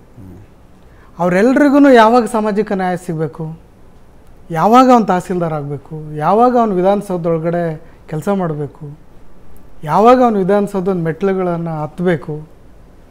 ನಾವೇನು 4 ಜನ ಪರಿಶಿಷ್ಟ ಜಾತಿನಲ್ಲಿ ಪ್ರಬಲರಿದ್ದೀವಿ, ನಾವು ಹೇಳ್ಕೊಳ್ಳೋದಕ್ಕೆ ನಾವು ಜಾಸ್ತಿ ಇದ್ದೀವಿ ಅಂತ ಹೇಳ್ಕೊಳ್ತೀವಿ. ನಾವಷ್ಟೇ ಆ ಮೀಸಲಾತಿಯನ್ನು ಅನುಭವಿಸಿದರೆ ಇನ್ನೂ ಅನುಭವಿಸಲಾರ್ದಂತೆ ಇರುವಂಥ ಇನ್ನೂ 70-80 ಜಾತಿಗಳ ಪರಿಸ್ಥಿತಿಯನ್ನು ನಾವು ಯಾವಾಗ ಅವ್ರನ್ನ ಸಾಮಾಜಿಕ ನ್ಯಾಯವಾಗಿ ಗುರುತಿಸೋದು? ಆ ಕಾರಣಕ್ಕೋಸ್ಕರ ಮೀಸಲಾತಿ ವರ್ಗೀಕರಣ ಆಗಬೇಕು ಅಂತೇಳಿ ನಾವು ಕೇಳಿರೋದು. ಒಳ ಮೀಸಲಾತಿ ಆಗಬೇಕು ಅನ್ನೋದು ಈ ಕಾರಣಕ್ಕೆ, ನನ್ನೊಬ್ಬನ ಕಾರಣಕ್ಕಲ್ಲ. ಗೊತ್ತಾಯ್ತು. 101 ಜಾತಿಯ ಎಲ್ಲರಿಗೂ ಕೂಡ ಈ ಸಾಮಾಜಿಕ ನ್ಯಾಯದ ಸೌಲಭ್ಯಗಳು ಸಿಗಬೇಕು, ಅವರು ಕೂಡ ಮುಖ್ಯವಾಹಿನಿಗೆ ಬರಬೇಕು. ಮುಖ್ಯಮಂತ್ರಿಗಳ ಹೆಸರು ತಗೊಂಡು ಹೇಳ್ಬೋದು, ಅಥವಾ ರಾಜಕೀಯ ವ್ಯವಸ್ಥೆ ಹೆಸರು ತಗೊಂಡು ಹೇಳಬಹುದು. ಒಳ ಮೀಸಲಾತಿಯನ್ನು ಇನ್ನು ಕೊಟ್ಟು ಬಿಡ್ತಾರೆ ಇವರು ಅನ್ನೋದಕ್ಕೆ ಹತ್ತಿರ ಬಂದಂಥವ್ರು ಯಾರು? ನೀವು ಯಾವ ಪಕ್ಷಾಧಾರಿತವಾಗಿ ಹೇಳ್ತಿದ್ದೀರಿ? ಪಕ್ಷಾಧಾರಿತ ಮುಖ್ಯಮಂತ್ರಿ, ಯಾರಿಗೋ ಒಂದು ಕಮಿಟ್ಮೆಂಟ್ ನೋಡಿದೆ ನಾನು, ಇಂಥವರಲ್ಲಿ ಕಮಿಟ್ಮೆಂಟ್ ನೋಡಿದೆ, ಇಂಥ ಸರ್ಕಾರಕ್ಕೊಂದು ಕಮಿಟ್ಮೆಂಟ್ ಇತ್ತು ಈ ವಿಷಯದಲ್ಲಿ ಅಂತ. ಒಂದಿಷ್ಟು ರಾಜಕೀಯವಾಗಿ ಈಗ ಮಾತಾಡಬೇಕಾಗತ್ತೆ. 30 ವರ್ಷದಿಂದ ಒಳ ಮೀಸಲಾತಿ ಹೋರಾಟ ಆರಂಭ ಆಯಿತು. 30-35 ವರ್ಷದಿಂದ ನಮ್ಮ ಸಮುದಾಯದ ಅನೇಕರು ತ್ಯಾಗ ಮಾಡಿದ್ದಾರೆ. ಇದಕ್ಕೆ ಪ್ರಾಣವನ್ನು ಕಳೆದುಕೊಂಡಿದ್ದಾರೆ, ಜೀವನ ತ್ಯಾಗ ಮಾಡಿದ್ದಾರೆ. ಧರ್ಮಸಿಂಗ್ ಪೀರಿಯಡ್ನಲ್ಲಿ ಸದಾಶಿವ ಆಯೋಗದ ವರದಿ ಜಾರಿ ಆಯಿತು. ಅಂದರೆ ಅವರನ್ನು ನೇಮಕ ಮಾಡಿದರು. ಆ ನಂತರ ಅವರಿಗೆ ಒಂದು ಕಚೇರಿ ಕೊಡಲಿಲ್ಲ, ಕುರ್ಚಿ ಕೊಡಲಿಲ್ಲ, ವಾಹನ ಕೊಡಲಿಲ್ಲ, ಒಂದು ಸಹಾಯಕರನ್ನು ಕೂಡ ನೇಮಕ ಮಾಡಲಿಲ್ಲ. ಅವರಿಗೆ ಎಲ್ಲ ವ್ಯವಸ್ಥೆ ಮಾಡಿಕೊಟ್ಟಿದ್ದು ಯಡಿಯೂರಪ್ಪನವರು. ನೇಮಕ ಮಾಡಿದ್ದು ಅವರು, ಕೆಲಸ ಮಾಡೋದಕ್ಕೆ ಪೂರಕವಾಗಿ ವ್ಯವಸ್ಥೆ ಮಾಡಿದ್ದು ಯಡಿಯೂರಪ್ಪನವರು. ಆನಂತರ ಅವರು ವರದಿ ಕೊಟ್ಟರು. ಸಿದ್ದರಾಮಯ್ಯನವರು ಮುಖ್ಯಮಂತ್ರಿ ಇದ್ದರು, ನಮ್ಮ ಸಮುದಾಯದ ಸಚಿವರೇ ಸಮಾಜ ಕಲ್ಯಾಣ ಸಚಿವರಿದ್ದರು. ಆ ವರದಿಯನ್ನು ಸ್ವೀಕಾರ ಮಾಡಬೇಕಂತೇಳಿ ವಿಧಾನಸೌಧದಲ್ಲಿ ಪ್ರಸ್ತಾಪ ಮಾಡಿದಾಗ ದೊಡ್ಡ ಗಲಾಟೆ ಮಾಡಿದರು. ಅವ್ರ ಹೆಸರುಗಳು ಹೇಳೋ ಅವಶ್ಯಕತೆ ಇಲ್ಲ, ಅವರು ನಮ್ಮ ಸಹೋದರರೇ. ಆದರೆ ಅದನ್ನು ಸ್ವೀಕಾರ ಮಾಡಿದ್ದು ಯಾವಾಗ? ಸದಾನಂದ ಗೌಡರು ಬಂದಂಥ ಟೈಮಲ್ಲಿ. ನಂತರ ಆ ವೇಳೆಗೆ ಆಗಲೇ ತುಂಬ ದೊಡ್ಡ ಮಟ್ಟದ ಹೋರಾಟ ಶುರುವಾಯಿತು. 2006ಕ್ಕೆ ಕೇಂದ್ರ ಸರ್ಕಾರದಲ್ಲಿ ಒತ್ತಡ ಬಂದು ಪಂಜಾಬ್ನವರು, ಹರಿಯಾಣದವರು, ಆಂಧ್ರ ಪ್ರದೇಶದವರು, ತಮಿಳುನಾಡಿನವರು, ಕರ್ನಾಟಕದವರು ಸೇರಿಕೊಂಡು ಒತ್ತಡ ಮಾಡಿದ್ದಕ್ಕೆ ಕೇಂದ್ರ ಸರ್ಕಾರದಲ್ಲಿ UPA ಸರ್ಕಾರ ಇತ್ತು. ಮನಮೋಹನ್ ಸಿಂಗ್ ಮುಖ್ಯಮಂತ್ರಿ ಇದ್ದರು. ಆವಾಗ ಉಷಾ ಮೆಹ್ರಾ ಸಮಿತಿಯನ್ನು ಮಾಡಿದರು. ಆ ಉಷಾ ಮೆಹ್ರಾ ಸಮಿತಿಯವರು 2008ಕ್ಕೆ ವರದಿಯನ್ನು ಕೊಟ್ಟರು. UPA ಸರ್ಕಾರದವರೇ ಉಷಾ ಮೆಹ್ರಾ ಸಮಿತಿಯನ್ನು ಮಾಡಿದ್ದಾರೆ. ಅದೇ ಉಷಾ ಮೆಹ್ರಾ ಅವರು ವರದಿಯನ್ನು ರಿಪೋರ್ಟನ್ನು 8ಕ್ಕೆ ಕೊಟ್ಟರು. ಆ 8ಕ್ಕೆ ಕೊಟ್ಟ ವರದಿಯನ್ನು 2 ವರ್ಷ ಪೆಂಡಿಂಗ್ ಇಟ್ಟರು. ಓಕೆ, ಅದೇ UPA ಸರ್ಕಾರದವರು. ಅದನ್ನು 8ಕ್ಕೆ ಕೊಟ್ಟ ಮೇಲೆ ಅದು 10ಕ್ಕೆ ಅದೇ ಸರ್ಕಾರದವರು SC/ST ಕಮಿಷನ್ಗೆ ಟ್ರಾನ್ಸ್ಫರ್ ಮಾಡಿದರು. ಓಕೆ, ಅದೇ SC/ST ಕಮಿಷನ್ನವರು ಅದೇ ಗೌರ್ಮೆಂಟ್ನವ್ರು ಏನು ಮಾಡಿದ್ರು, ಇದನ್ನು ಸಾರಾಸಗಟಾಗಿ ಒಳ ಮೀಸಲಾತಿಯನ್ನು ಕೊಡೋದಕ್ಕೆ ಬರೋದಿಲ್ಲ, ಯಾರು ಇದರಲ್ಲಿ ಸಾಮಾಜಿಕವಾಗಿ ಆರ್ಥಿಕವಾಗಿ ಹಿಂದುಳಿದಿದ್ದಾರೆ ಅವರಿಗೆ ಕೊಡೋದಕ್ಕೆ ನಮ್ದು ಅಭ್ಯಂತರ ಇಲ್ಲ ಅಂತೇಳಿ ಆ ವರದಿಯನ್ನು ತೀರ್ಮಾನ ಮಾಡಿದರು. ಅರ್ಥ ಆಯ್ತಲ್ಲ ಈಗ? ಗೊತ್ತಾಯ್ತು. ಕಮಿಟಿ ಮಾಡಿದ್ದು ಅವರೇ, ವರದಿ ತರಿಸಿದ್ದು ಅವರೇ, ವರದಿನ ಟ್ರಾನ್ಸ್ಫರ್ ಮಾಡಿದ್ದು ಅವರೇ, ತಿರಸ್ಕರಿಸಿದ್ದು ಅವರೇ. ನಾನು ಇದನ್ನು ಹೇಳಿದ್ರೆ ಒಂದು ಪಕ್ಷ ಆಗುತ್ತೆ. ಅನಿವಾರ್ಯವಾಗಿ ಮಾಡಲೇಬೇಕಾದಂಥ ಪರಿಸ್ಥಿತಿಗೆ ತಂದಂಥವರು ನರೇಂದ್ರ ಮೋದಿಯವರು ಮತ್ತು ಅವ್ರ ಸರ್ಕಾರದವರು. ನಾನು ಇದನ್ನು ಹೇಳಬೇಕು, ಅದನ್ನು ಹೇಳಬೇಕು. ಇದನ್ನು ರಾಜಕೀಯವಾಗಿ ಯೋಚನೆ ಮಾಡಬಾರ್ದು ಅನ್ನೋಂಥದ್ದು ನಂದು. ಯಾರೇನು ಮಾಡಿದ್ದಾರೆ ಅಂತೇಳಿ. ಎಸ್, ಒಂದು ನಿಮಿಷ. ನಮಸ್ಕಾರ ಸ್ವಾಮಿಗಳೇ, ನನ್ನ ಹೆಸರು ಸರ್ವಣನ್ ಅಂತ. ಹಿಂದಿನ ದಿನಗಳಲ್ಲಿ ನೋಡಿದ್ರೆ ನಾವು ಭಾಳಷ್ಟು ಸ್ವಾಮೀಜಿಗಳಿದ್ರು. ಆದರೆ ಇವತ್ತಿನ ದಿವಸ ಸ್ವಾಮಿಗಳು ನೋಡಿದ್ರೆ ಜಾತಿಗೊಂದು ಸ್ವಾಮೀಜಿ, ಆಮೇಲೆ ಅದರಲ್ಲೇ 2-3 ಇದು ಎಲ್ಲೋ ಒಂದು ರೀತಿ ಹಿಂದೂ ಧರ್ಮ ಒಂದು ಅಂತ ಹೇಳ್ತೀವಲ್ಲ, ಅದು ಎಲ್ಲೂ ಕಾಣ್ತಾ ಇಲ್ವಲ್ಲ ಇಲ್ಲಿ. ಜಾತಿಗೊಂದು ಸ್ವಾಮೀಜಿ ಈ ರೀತಿ ಇರ್ತಕ್ಕಂಥ ವ್ಯವಸ್ಥೆ ಸರಿ ಅಂತ ನಿಮ್ಗೆ ಅನಿಸುತ್ತಾ? ಹಿಂದೂ ನಾವೆಲ್ಲ ಒಂದು ಅನ್ನೋದು, ಆಮೇಲೆ ನಮ್ಮ ಜಾತಿ ಇದು, ಉಪಜಾತಿ ಇದು ಅನ್ನೋದು. ಹಿಂದೂ ನಾವೆಲ್ಲ ಒಂದು ಅನ್ನುವಂಥ ಭಾವನೆ ಹಿಂದಿನ ಕಾಲದಲ್ಲಿ ಇದ್ದಿದ್ರೆ ನಾವ್ಯಾರೂ ಬರ್ತಾನೆ ಇರಲಿಲ್ಲ. ಜಾತಿಗಳು ಬರಲಿಲ್ಲ ಅನ್ನೋ ಕಾರಣಕ್ಕೆ ನಾವೆಲ್ಲ ಉಟ್ಕೊಂಡಿದ್ವಿ. ಈಗ ಬಂದ ನಂತರ ನಾವು ನಮ್ಮ ಸಮುದಾಯಗಳನ್ನು ಬೆಳೆಸುವಂಥ ಜವಾಬ್ದಾರಿ ನಮ್ಮ ಮೇಲೆ ಇದೆ ಅಂಥೇಳಿ ಭಾವಿಸಿ ನಾವು ಮುಂದೋಗಿದ್ದರಿಂದ ಇವತ್ತು ಒಕ್ಕಲಿಗ ಸಮಾಜ 4 ದಶಕಗಳಲ್ಲಿ ಡಾಕ್ಟರ್ ಬಾಲಗಂಗಾಧರನಾಥ ಮಹಾಸ್ವಾಮೀಜಿಯವರು ಮಾಡಿದ ಒಂದು ಕ್ರಾಂತಿ ಇದೆಯಲ್ಲ, ಆ ಸಮಾಜ ಇವತ್ತು ತುಂಬ ದೊಡ್ಡ ಮಟ್ಟಕ್ಕೆ ಹೋಗಿದೆ. ನಂತರ ಕುರುಬ ಸಮಾಜ, ವಾಲ್ಮೀಕಿ ಸಮಾಜ, ಕೊನೆಯದಾಗಿ ನಾನು ಅಂದ್ಕೊಳ್ಳಿ, ನಾವು ಜಾತಿಗೊಂದು ಪೀಠಗಳನ್ನು ಕಟ್ಟಿಕೊಂಡಿದ್ರ ಪರಿಣಾಮವಾಗಿ ನಾವು ಎಲ್ಲೋ ಹೋಗಿ ಯಾವುದೋ ಮಠದಲ್ಲಿ ಹೊರಗಡೆ ನಿಂತ್ಕೊಳ್ಳುವಂಥ ಪರಿಸ್ಥಿತಿ ಇದ್ದದ್ದನ್ನು ಬಿಟ್ಟು ನಡೀರಿ ನಾವು ನಮ್ಮ ಮಠಕ್ಕೆ ಹೋಗಿ ನಮ್ಮ ಮಠ ಕಟ್ಟೋಣ, ನಮ್ಮ ಮಠದಲ್ಲಿ ಪ್ರಸಾದ ಮಾಡೋಣ, ನಮ್ಮ ಮಠದ ಮೂಲಕ ಒಂದು ದಾಸೋಹ ಮಾಡೋಣ, ಒಂದು ಮಕ್ಕಳು ವಿದ್ಯಾಭ್ಯಾಸ ಕೊಡೋಣ ಅನ್ನೋವಂಥ ಭಾವನೆ ಬಂದಿದೆಯಲ್ಲ, ಇದನ್ನು ಬದಲಾವಣೆ ಅಂತ ನಾವು ಅಂದ್ಕೊಳ್ಬೇಕು ಅಂತ ನನ್ನ ಭಾವನೆ. ನಮ್ಮ ಮಠ ಬಂದ ನಂತರ ಭಾಳಷ್ಟು ಜನರಿಗೆ ನಮ್ಮದು ಒಂದು ಮಠ ಇದೆ ಅನ್ನುವಂಥ ಭಾವನೆಯಲ್ಲಿ ನಮ್ಮ ಮಠಕ್ಕೆ ಬರ್ತಾರೆ, ಆಹ್ವಾನ ಮಾಡ್ತಾರೆ. ಒಂದು ಸಂಸ್ಕಾರವಂತ ಸಮಾಜವಾಗಿ ಬದಲಾವಣೆ ಮಾಡೋದಕ್ಕೆ ಏನು ಸಾಧ್ಯ ಅದನ್ನು ಮಠದ ಮೂಲಕ ಮಾಡಬೇಕಂತೇಳಿ ಚಿಂತನೆ ಮಾಡ್ತಿದ್ದಾರೆ. ಹಾಗಾಗಿ ಹಿಂದೆ ನೀವು ಹೇಳ್ದಾಗೆ ಹಿಂದೂ ನಾವೆಲ್ಲ ಒಂದು ಅನ್ನುವಂಥ ಆ ಮಾತನ್ನು ನಾನು ಒಪ್ತಿದ್ದೀನಿ. ಅವ್ರು ಮಾಡಿಲ್ಲ, ಅದನ್ನು ಅವ್ರು ಮಾಡಿಲ್ಲ ಅನ್ನುವಂಥದ್ದನ್ನೇ ಇವತ್ತಿಟ್ಕೊಂಡು ನಾವು ನಮ್ಮ ಮಠ ಸಮುದಾಯಗಳನ್ನು ಕಟ್ಟೋದಕ್ಕೆ ಪರಿಹಾರಗಳನ್ನು ಕಂಡುಕೊಳ್ಳದೆ ಹೋದರೆ ಅವತ್ತಿನ ಪರಿಸ್ಥಿತಿನಲ್ಲಿ ಮತ್ತು ಇವತ್ತು ಅದೇ ವಾತಾವರಣವನ್ನು ನೋಡಬೇಕಾಗ್ತಿತ್ತು. ಇವತ್ತು ನಾವು ಅದಕ್ಕೆ ಪರಿಹಾರ ಕಂಡುಕೊಳ್ಳುವಂಥ ದಾರಿನಲ್ಲೇ ಹುಟ್ಟಿಕೊಂಡಿರುವಂಥ ಸಂದರ್ಭನೇ ಜಾತಿಗೊಂದು ಮಠಗಳು. ಈ ಜಾತಿಗೊಂದು ಮಠಗಳು ಹುಟ್ಟಿದ ನಂತರ ಎಲ್ಲ ಸಮುದಾಯಗಳು ಸ್ವಾಭಿಮಾನಿಗಳಾಗಿ ಬೆಳೀತಾ ಇದ್ದಾವೆ. ಎಲ್ಲ ಸ್ವಾಭಿಮಾನಿಗಳಾಗಿ ಬೆಳೀತಾ ಇರುವಂಥ ಸಮುದಾಯಗಳು ಸಾಮಾಜಿಕ ಮುಖ್ಯವಾಹಿನಿಗೆ ಬರಬೇಕು ಅನ್ನುವಂಥ ನಿಟ್ಟಿನಲ್ಲಿ ಚಿಂತನೆ, ಹೋರಾಟ, ಬದಲಾವಣೆ, ಅದರಲ್ಲಿ ಒಂದು ಭಾಗ ನಮ್ಮದು ಒಳ ಮೀಸಲಾತಿ ಅಂತೇಳಿ ಹೇಳೋದಕ್ಕೆ ಹೆಮ್ಮೆ ಅನಿಸುತ್ತೆ ನಮಗೆ. ಇಲ್ಲ, ಕೆಲವೊಂದು ಸಲ ನನಗೆ ತದ್ವಿರುದ್ಧ ಅನಿಸುತ್ತೆ ಸ್ವಾಮೀಜಿ. ಒಂದು ಜಾತಿ ನಾಶ ಆಗಬೇಕು ಅನ್ನುವಂಥ ಅಭಿಪ್ರಾಯ ಒಂದು, ಇನ್ನೊಂದು ಜಾತಿ ಪ್ರಜ್ಞೆ ಜಾಸ್ತಿ ಆಗಬೇಕು ಅನ್ನೋ ಅಭಿಪ್ರಾಯ ಇನ್ನೊಂದು. ತದ್ವಿರುದ್ಧ ಅಲ್ವಾ ಇದು?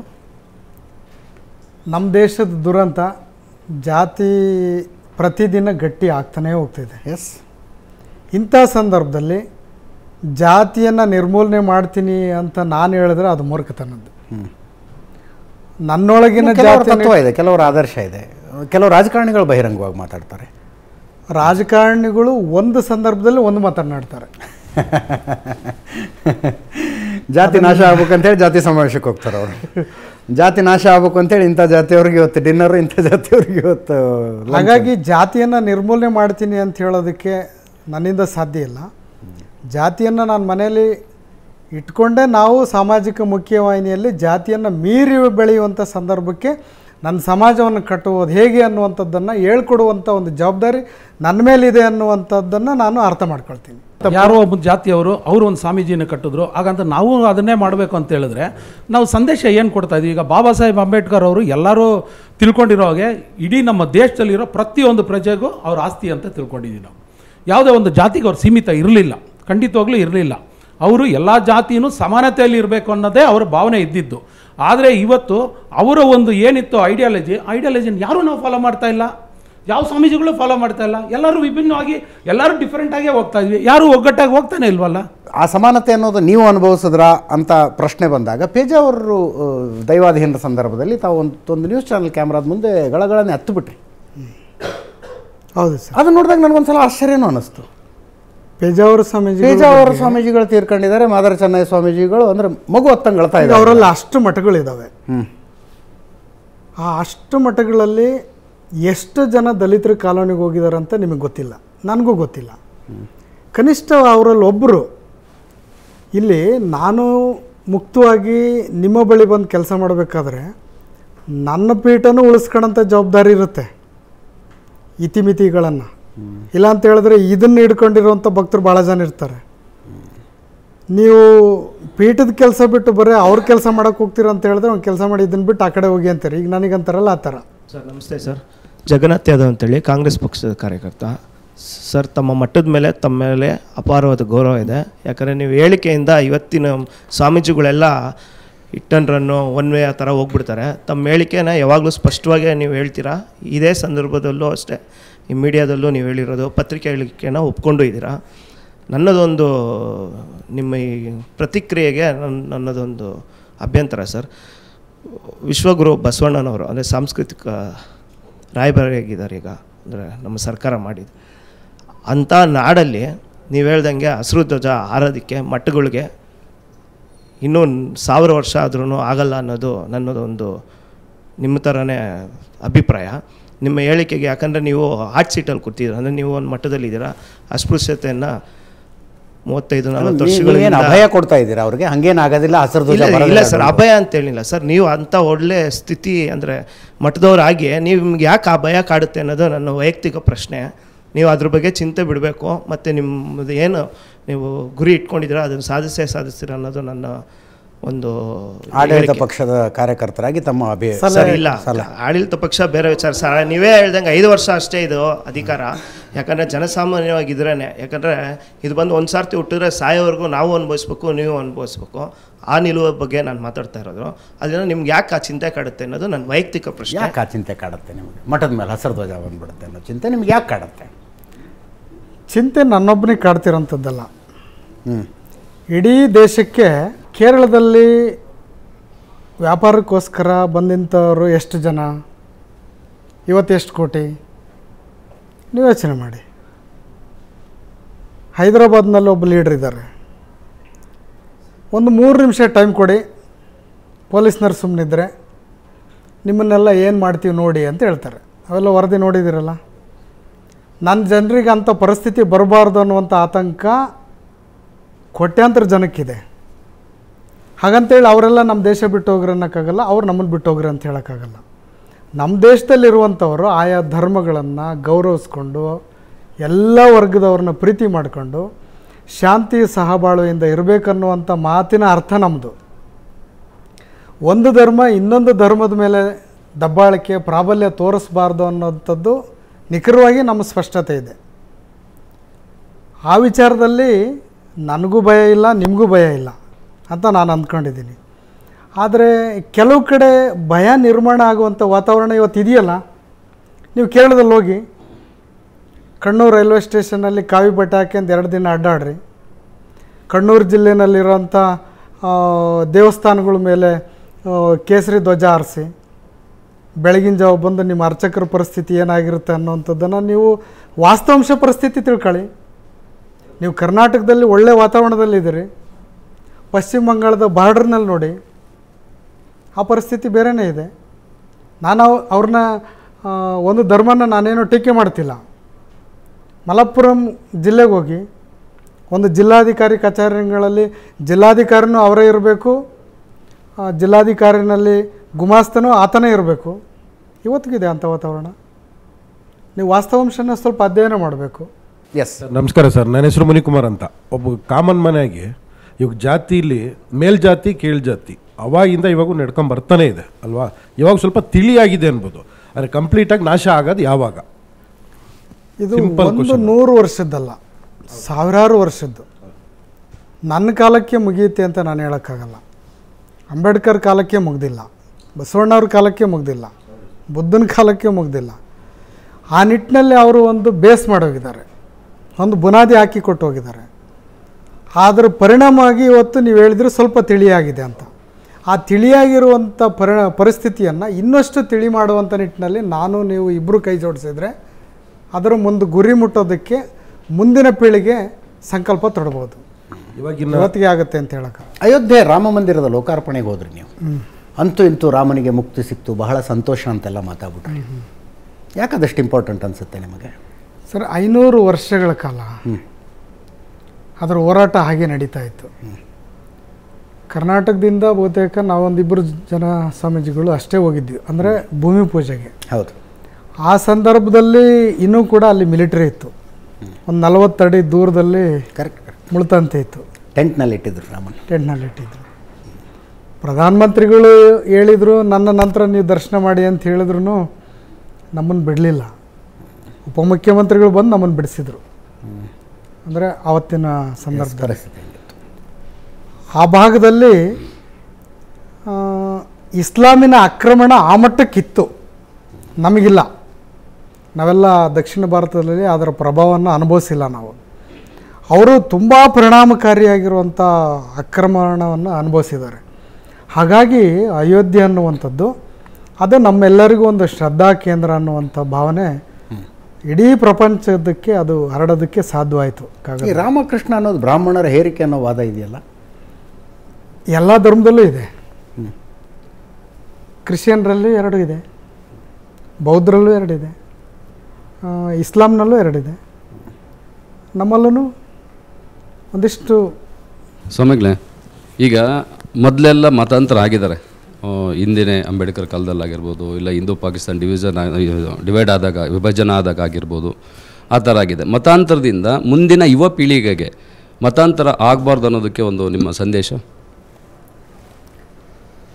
ಹಿಂದೂ ಧರ್ಮದಲ್ಲಿ ಜಾತಿ ವ್ಯವಸ್ಥೆ ಇದೆ ಅನ್ನೋ ಕಾರಣಕ್ಕೆ ಮೀಸಲಾತಿ ಕೊಟ್ಟಿದ್ದಾರೆ. ಈಗ ಮೀಸಲಾತಿ ಪ್ರಜ್ಞೆ ನಮ್ಮೆಲ್ಲರಿಗೂ ಬಂದಿದೆ. ಈ ಮೀಸಲಾತಿಯನ್ನು ಸದ್ಬಳಕೆ ಮಾಡಿಕೊಂಡು ನಾವು ಸಮಾಜದಲ್ಲಿ ಮುಂದೆ ಬರಬೇಕನ್ನುವಂಥ ಮಾತುಗಳನ್ನು ನಾನು ಹೇಳ್ತಿದ್ದೀನಿ, ನೀವು ಹೇಳ್ತಿದ್ದೀರಿ. ಇಂಥ ಪ್ರಜ್ಞೆ ಬಂದಿರುವಂಥ ಸಂದರ್ಭದಲ್ಲಿ ಸಿಗುವಂಥ ಸಂವಿಧಾನಬದ್ಧ ಮೀಸಲಾತಿಯನ್ನು ಕೂಡ ಬಳಸ್ಕೊಳ್ಳೋದಕ್ಕೆ ಅವಕಾಶ ಇದ್ದಂಥ ಸಂದರ್ಭದಲ್ಲಿ ಮತ್ತೊಂದು ಧರ್ಮಕ್ಕೆ ಹೋಗಿ ಈ ಮೀಸಲಾತಿಯನ್ನು ಕಳೆದುಕೊಂಡು ಮತ್ತೆ ಅತಂತ್ರ ಸ್ಥಿತಿ ಆಗಬಾರ್ದು ಅನ್ನುವಂಥ ಕಾಳಜಿ ನಂದು. ಎಲ್ಲಿ ಕಳ್ಕೊತಾರೆ ಅವರು? ಈಗ ಕ್ರಿಶ್ಚಿಯನ್ ಧರ್ಮಕ್ಕೆ ಮತಾಂತರ ಆಗಿ ಅಲ್ಲೂ ಮತ್ತೆ ದಲಿತ ಮೀಸಲಾತಿಯನ್ನು ಪಡ್ಕೊಳ್ತಾರೆ. ಎಲ್ಲಿ ಕಳ್ಕೊಂಡಿದ್ದಾರೆ? ದಲಿತ ಮೀಸಲಾತಿ ಅನ್ನುವಂಥದ್ದನ್ನು ಕೊಡಬಾರ್ದು ಅನ್ನೋದಕ್ಕೆ ಅರುಣ್ ಮಿಶ್ರಾ ಅನ್ನುವಂಥದ್ದು ಈಗಾಗಲೇ ಒಂದು ವರದಿಯನ್ನು ಕೇಂದ್ರ ಸರ್ಕಾರಕ್ಕೆ ಕೊಟ್ಟಿದೆ. ಆಯ್ತು, ಅಂದರೆ ನೀವು ಆನ್ ರೆಕಾರ್ಡ್ ಮತಾಂತರ ಆಗಿರೋದಿಲ್ಲ. ನೀವು ಸರ್ಟಿಫಿಕೇಟ್, ಜಾತಿ ಸರ್ಟಿಫಿಕೇಟ್ ದಲಿತ ಅಂತಿರುತ್ತೆ, ಆಚರಣೆ ಕ್ರಿಶ್ಚಿಯನ್ ಇರುತ್ತೆ. ಅಂದರೆ ಆ ರೀತಿ ಆದ ಇದರ ಪರಿಸ್ಥಿತಿ ಮುಂದೆ ಯಾವತ್ತೋ ಒಂದಿನ ಬರ್ಬೋದು.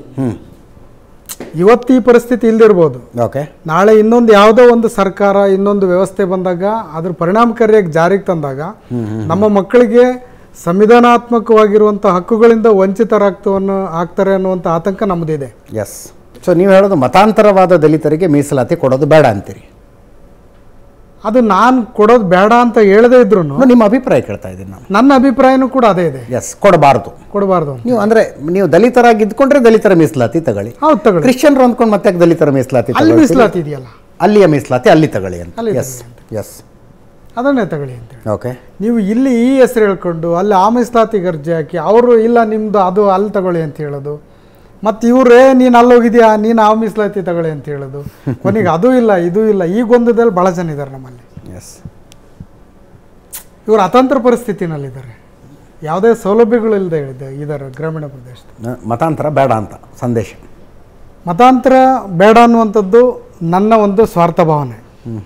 ಮತಾಂತರ ಆಗ್ತೀನಿ ಅನ್ನೋದಕ್ಕೆ ನಿಮ್ಮ ಮುಕ್ತವಾಗಿರುವಂಥ ಸ್ವಾತಂತ್ರ್ಯಕ್ಕೆ ನನ್ನ ಬೆಂಬಲ. ಆದರೆ ಆಸೆಗಳ ಮೂಲಕ ಮತಾಂತರ ಮಾಡ್ತೀರಿ ಅನ್ನೋದಕ್ಕೆ ನನ್ನ ವಿರೋಧ. ಬೇರೆ ಇದಕ್ಕೆ ಕ್ರಿಶ್ಚಿಯನ್ ಕನ್ವರ್ಟ್ ಆಗಿರೋರಿಗೆ ಅವ್ರಿಗೆ ಅಲ್ಲಿ ಏನೋ ಒಂದು ಸರ್ಟಿಫಿಕೇಟ್ ಥರ ಕೊಟ್ಬಿಟ್ಟು ಕಂಪ್ಲೀಟ್ ನಮ್ಮ ಜಾತಿಯಿಂದ ತೆಗೆದ್ಬಿಟ್ಟು ಅವ್ರದ್ದೇ ಕಂಪ್ಲೀಟ್ ಜಾತಿ ಮಾಡಿಬಿಡ್ಬೇಕು. ಅವ್ರ ಮೀಸಲಾತಿಗೋಸ್ಕರ ಅವ್ರ ನಮ್ಮ ಮೀಸಲಾತಿನೇ ಇದು SC ಅಂತ ಅದರೊಳಗೆ ಬರಬಾರ್ದು ಅಂತ ನಮ್ಮದು ಒಂದು ರಿಕ್ವೆಸ್ಟು. ಅಲ್ಲ ಅಲ್ಲಾದ್ರೂ ಅವ್ರು ಸ್ವಾಭಿಮಾನದಿಂದ ಬದುಕಲಿ ಅಂತ. ಅಲ್ಲ ಇಲ್ಲಿ ಎಸ್ ಸಿ ಅನ್ನೋದು ಬರಬಾರ್ದು. ತಿರ್ಗಿ ಯಾಕೆ ಇಲ್ಲಿಂದ ಹೋಗಿರೋದೇ ಎಸ್ ಸಿಯಿಂದ ಅಲ್ಲಿ ಹೋಗ್ಬಿಟ್ಟು ತಿರ್ಗಿ ಕ್ರಿಶ್ಚಿಯನ್ ಎಸ್ ಸಿ ಅಂತ ಯಾಕೆ ಮಾಡ್ತಾರೆ, ಅಥವಾ ಮುಸ್ಲಿಂ ಅಂತ ಎಸ್ ಸಿ ಅಂತ ಯಾಕೆ ಮಾಡ್ತಾ ಇದ್ದಾರೆ? ಯಾಕಿದೆ ಅದು ರೂಲ್? ಎಲ್ಲ ರೀತಿಯ ಕ್ರಿಶ್ಚಿಯನ್ರನ್ನು ನೋಡ್ತೀನಿ ನಾನು, ಬ್ರಾಹ್ಮಣ ಕ್ರಿಶ್ಚಿಯನ್ರನ್ನು ನೋಡಿದ್ದೀನಿ, ಅಂದ್ರೆ ಬೋರ್ಡ್ಗಳನ್ನು ನೋಡಿದ್ದೀನಿ, ಲಿಂಗಾಯತ ಕ್ರಿಶ್ಚಿಯನ್ರು ಅದೆಲ್ಲ ಕ್ರಿಶ್ಚಿಯನ್ನರ್ ಅಂದ್ಮೇಲೆ ಕ್ರಿಶ್ಚಿಯನ್ನರ್ ಮಾತ್ರ ಇರಬೇಕು. ಅದ್ಯಾಕೆ ಅದು ಮೀಸಲಾತಿ? ಅದ್ರೊಳಗೆ ಎಸ್ ಸಿ ಯಾಕೆ ಮಾಡ್ತಾರೆ? ಪ್ರಶ್ನೆ ಮಾಡೋದು ಅದನ್ನೇ. ಅಲ್ಲಿ ಪಾಯಿಂಟ್ ಔಟ್ ಮಾಡ್ತಾ ಇರೋದೇನಂದ್ರೆ ಹಿಂದೂಗಳು ಇವರು ಅಂತ ಅಲ್ಲೇ ಪಾಯಿಂಟ್ ಔಟ್ ಮಾಡ್ತಾರೆ. ಅಲ್ಲಿ ಪ್ರಶ್ನೆ ಮಾಡ್ತಿರೋದು ಅದನ್ನೇ. ಎಸ್ ಸ್ವಾಮೀಜಿ, ನೀವು ಕರ್ಕೊಂಡ್ ಮೇಲೆ ಕಿಟ್ಕೊಂಡ್ಬಿಡಿ, ಕರೆಕ್ಟ್ ನಿಮ್ದೆ ಅಂತ ಹೇಳಿ ಆ ಹಿಂದೂ ಅನ್ನೋ ಪದನ್ನ ತೆಗೆದುಬಿಡಿ. ಆಮೇಲೆ ಇದು ಕೋರ್ಟ್ ಇಂದನೂ ಆಗ್ಬೇಕು, ಅಂಬೇಡ್ಕರ್ ಬರೆದಂತ ಒಂದು ಇದರಿಂದ ಚೇಂಜ್ ಮಾಡಿ ಕಂಪ್ಲೀಟ್ ಸ್ಟಾಪ್ ಮಾಡಬೇಕು. ಸ್ವಾಮೀಜಿ, ಘರ್ ವಾಪಸಿ ಅನ್ನೋ ಕಾನ್ಸೆಪ್ಟ್ ಬಗ್ಗೆ ತಮ್ಮ ಅಭಿಪ್ರಾಯ ಏನು? ಯಾವುದೋ ಕಾಲದಲ್ಲಿ ಯಾವುದೋ ಸನ್ನಿವೇಶದಲ್ಲಿ ಹೋಗಿದ್ದೀರಿ, ವಾಪಸ್ ಬನ್ನಿ ಅಂತಾರೆ ಕೆಲವರು. ಅವರು ಹೋಗಿದ್ವಿ ಯಾವುದೋ ಕಾರಣಕ್ಕೆ ಹೋಗಿದ್ವಿ. ಹೌದು, ಇವತ್ತು ನಮಗೆ ಅರಿವಾಗಿದೆ. ಇಂಥ ಸಂದರ್ಭದಲ್ಲಿ ನಾನು ಮತ್ತೆ ನನ್ನ ಮಾತೃ ಧರ್ಮಕ್ಕೆ ಹೋಗ್ತೀನಿ ಅಂತ ಹೇಳಿದ್ರೆ ಅವ್ರಿಗೆ ನಾವು ಸ್ವಾಗತ ಮಾಡೋದ್ರಲ್ಲಿ ತಪ್ಪೇನಿದೆ? ಅವ್ರಿಗೇನು ಬಲವಂತಕ್ಕೆ ನಾನು ಹೇಳ್ದಾಗ ಏನು, ನನ್ನ ಮೂಲ ಮನೆಗೆ ಹೋಗಿ ನಾನು ಸ್ವಾಭಿಮಾನದಿಂದ ಬದುಕೋದಕ್ಕೆ ಇವತ್ತು ಅವಕಾಶ ಸಿಗ್ತಾ ಇದೆ. ಅವತ್ತು ಯಾವುದೋ ಕಾರಣಕ್ಕೆ ಹೋಗಿದ್ದೆ, ನಾನು ಸನ್ನಿವೇಶ ಬೇರೆ ಇತ್ತು ಹೋಗಿದ್ದೆ. ಇವತ್ತು ನಾನು ಬರ್ತಿದ್ದೀನಿ ಅಂದರೆ ನಾನು ಅವ್ರಿಗೆ ಸ್ವಾಗತ ಮಾಡಬೇಕು. ಬೇರೆ ಮಠಗಳ ಮಠಾಧೀಶರು ತಮ್ಮ ಈ ಆಲೋಚನೆಯ ಜೊತೆಗೆ ಸಿಂಕ್ ಆಗ್ತಾರ, ಒಪ್ಕೊಳ್ತಾರ, ಸರಿಗಿದೆ ಅಂತಾರ? ಬಹಳ ಕಷ್ಟ. ನಿಮ್ಮಷ್ಟು ಧೈರ್ಯವಾಗಿ ಏನು ಅಂದರೆ ಭಾಷಣನೇ ಮಾಡಬೇಕು ಅಥವಾ ಹೇಳಿಕೆಗಳನ್ನೇ ಕೊಡಬೇಕು ಅಂತಲ್ಲ, ಅಟ್ಲೀಸ್ಟ್ ಒಬ್ರಿಗೊಬ್ರು ಮಾತಾಡ್ತಾ ಕೂತ್ಕೊಂಡಾಗ ರಾಜಕೀಯ ಪರಿಸ್ಥಿತಿಗಳು, ಸಮುದಾಯದ ಆಂತರಿಕ ಅವರ ಒಂದು ಸಂಬಂಧಗಳು, ಕಮಿಟ್ಮೆಂಟ್ಗಳು, ಏನೇನೋ ಕಾರಣಗಳು ಇರ್ಬೋದು. ಆ ಕಾರಣಕ್ಕೆ ಕೆಲವು ಮಠಾಧೀಶರು ಅವ್ರ ಮನಸ್ಸಿನೊಳಗಡೆ ಇದ್ರೂ ಕೂಡ ಅದನ್ನು ಧೈರ್ಯವಾಗಿ ಹೇಳೋದು ತುಂಬ ಕಷ್ಟ ಆಗುತ್ತೆ. ನನಗೆ ಈ ಸ್ಥಾನ ಗಟ್ಟಿಯಾಗಿರಬೇಕು ಅನ್ನೋಂಥ ಮನಸ್ಥಿತಿ ನನಗಿತ್ತು ಅಂದಾಗ ಒಂದಿಷ್ಟು ನನ್ನ ಮನಸ್ಸಿನಲ್ಲಿ ಹೇಳ್ಬೇಕಾಗಿರೋಂಥವನ್ನೆಲ್ಲ ಮನಸ್ಸಿನ ಒಳಗಡೆ ಇಟ್ಕೊಳ್ತೀನಿ. ಅಂತಿಮ ಅಲ್ಲ ಅನ್ನೋಂಥದ್ದು ನನಗೆ ಬಂತು ಅಂದರೆ ಮುಕ್ತವನ್ನ ಮಾತಾಡ್ತೀನಿ. ವಕ್ಫ್ ಹೋರಾಟ ನಡೀತಾ ಇದೆ. ಮಠಗಳು, ಶಾಲೆಗಳು, ಊರುಗಳು, ಮನೆಗಳು, ರೈತರ ಜಮೀನುಗಳು ಎಲ್ಲದಕ್ಕೂ ನೋಟಿಸು, ಪಹಣಿಯಲ್ಲಿ ಬದಲಾವಣೆ. ಈ ವ್ಯವಸ್ಥೆ ನೋಡ್ರಿ ಏನು ಅನ್ನಿಸ್ತಾ ಇದೆ ಸರ್? ನಿಜವಾಗ್ಲೂ ವಕ್ಫ್ ಬೋರ್ಡಿಂದ ಅದಕ್ಕೆ ಸಂಬಂಧಪಟ್ಟಂಥ ಆಸ್ತಿಗಳಿದ್ದರೆ ನಮ್ಮದು ಅಭ್ಯಂತರ ಇಲ್ಲ. ನನ್ನ ಚಳ್ಳಕೆರೆ, ನನ್ನ ಸಮುದಾಯದ ಆಸ್ತಿನಲ್ಲೇ ಅವರು ನೋಟಿಸ್ ಕೊಟ್ಟಿದ್ದಾರೆ. ಹೌದು, ಅದನ್ನು ಕೊಟ್ಟಿರೋದು ಸರ್ಕಾರದಿಂದ ಕೊಟ್ಟಿರೋದು ಅಧಿಕೃತವಾಗಿ. ಇವತ್ತು ಅವರು ನಮ್ಮದು ಅಂತ ಕೊಟ್ಟಿದ್ದಾರೆ, ಮಠಗಳಿಗೂ ಕೊಡ್ತಾ ಇದ್ದಾರೆ. ಇದನ್ನು ನಾವು ಹೇಗೆ ಒಪ್ಪೋದು? ಹಾಗಾಗಿ ಯಾವುದೋ ಒಂದು ಜಾಗಕ್ಕೆ ಅದು ನಮ್ಮದು ಅಂತ ಹೇಳಿದ್ರೆ ಅದನ್ನು ನಾನು ಒಪ್ಪೋದಕ್ಕಾಗಲ್ಲ. ಅವ್ರದ್ದೇನೇ ಇದ್ರೂ ಅವರು ಅದನ್ನು ಬಳಸ್ಕೊಳ್ಳಿ. ಆದರೆ ಕೆಲವು ನಿಯಮಗಳು ನಿಮ್ಮಲ್ಲೇ ಚರ್ಚೆ ಆಗಿದೆಯಲ್ಲ, ಇಲ್ಲಿ ಚರ್ಚೆ ಆಗಿದೆಯಲ್ಲ, ಸಂವಿಧಾನಬದ್ಧವಾಗಿ ಎಲ್ಲರಿಗೂ ಒಂದೇ ನಿಯಮಗಳಿರುವಂಥ ನಿಟ್ಟಿನಲ್ಲಿ ಚಿಂತನೆ ಮಾಡೋದು, ಅದರಲ್ಲಿ ನಂದು ಕೂಡ ಸಹಮತ. ನನಗೆ ಒಂದು ಕಾನೂನು, ನಿಮಗೆ ಒಂದು ಕಾನೂನು ಅಂತ ಹೇಳಿದ್ರೆ ನಾನು ಹೇಗೆ ಒಪ್ಪೋದು? ಅಂಬೇಡ್ಕರ್ ಸಂವಿಧಾನಕ್ಕೆ ನಾನೇಗೆ ಗೌರವ ಕೊಟ್ಟಂಗಾಗುತ್ತೆ ನಮ್ಮ ದೇಶದಲ್ಲಿದ್ಮೇಲೆ? ಈ ದೇಶದಲ್ಲಿರುವಂಥ ಪ್ರತಿಯೊಬ್ಬರಿಗೂ ಒಂದೇ ಕಾನೂನು ಇರಬೇಕನ್ನುವಂಥದ್ದು. ಧರ್ಮಗಳ ಬಗ್ಗೆ ನಾನು ಮಾತನಾಡೋದಿಲ್ಲ, ಅವರ ಆಚರಣೆಗಳು ಅವ್ರಿಗೆ ಸಂಬಂಧಪಟ್ಟಿದ್ದು. ಕಾನೂನು ಸಂವಿಧಾನ ಅಂತ ಬಂದಾಗ ಎಲ್ಲರಿಗೂ ಒಂದೇ ಇರಬೇಕು ಅನ್ನುವಂಥದ್ದು ನಂದು ಸ್ಪಷ್ಟವಾಗಿರುವಂಥ ನಿಲುವು. ಹಾಗಾಗಿ ವಕ್ಫ್ಗೆ ಏನು ಅಧಿಕಾರ ಕೊಟ್ಟಿದ್ದೀರಿ, ಯಾವ ಸಂದರ್ಭದಲ್ಲಿ ಯಾಕೆ ಕೊಟ್ಟಿದ್ದೀರಿ ಅದು ನನಗೆ ಗೊತ್ತಿಲ್ಲ. ಆ ಕಾನೂನುಗಳು ಇನ್ನೊಬ್ಬರಿಗೆ, ಅಮಾಯಕರಿಗೆ ಅಥವಾ ಇನ್ನೊಬ್ಬರಿಗೆ ಅದು ಧಕ್ಕೆ ಆಗಬಾರ್ದು ಅನ್ನುವಂಥದ್ದು ನನ್ನ ನಿಲುವು. ಎಸ್, ಧನ್ಯವಾದ ಸ್ವಾಮೀಜಿ. ಇಷ್ಟೊತ್ತು ನ್ಯೂಸ್ ಅವರ್ ಸ್ಪೆಷಲ್ನಲ್ಲಿ ಮಾತನಾಡಿದ್ದಕ್ಕೆ, ನನ್ನ ಪ್ರಶ್ನೆಗಳಿಗೆ ಮತ್ತು ಆಹ್ವಾನಿತರೆಲ್ಲರ ಪ್ರಶ್ನೆಗಳಿಗೆ ಉತ್ತರ ಕೊಟ್ಟಿದ್ದಕ್ಕೆ ನಿಮಗೂ ಕೂಡ ಧನ್ಯವಾದ. ಮುಂದಿನ ವಾರ ಮತ್ತೊಬ್ಬ ಅತಿಥಿಯೊಂದಿಗೆ ಮತ್ತೆ ಬರ್ತೀನಿ. ನೇರ, ದಿಟ್ಟ, ನಿರಂತರ ಸುದ್ದಿಗಾಗಿ ನೋಡ್ತಾ ಇರಿ ಏಷ್ಯಾನೆಟ್ ಸುವರ್ಣ ನ್ಯೂಸ್.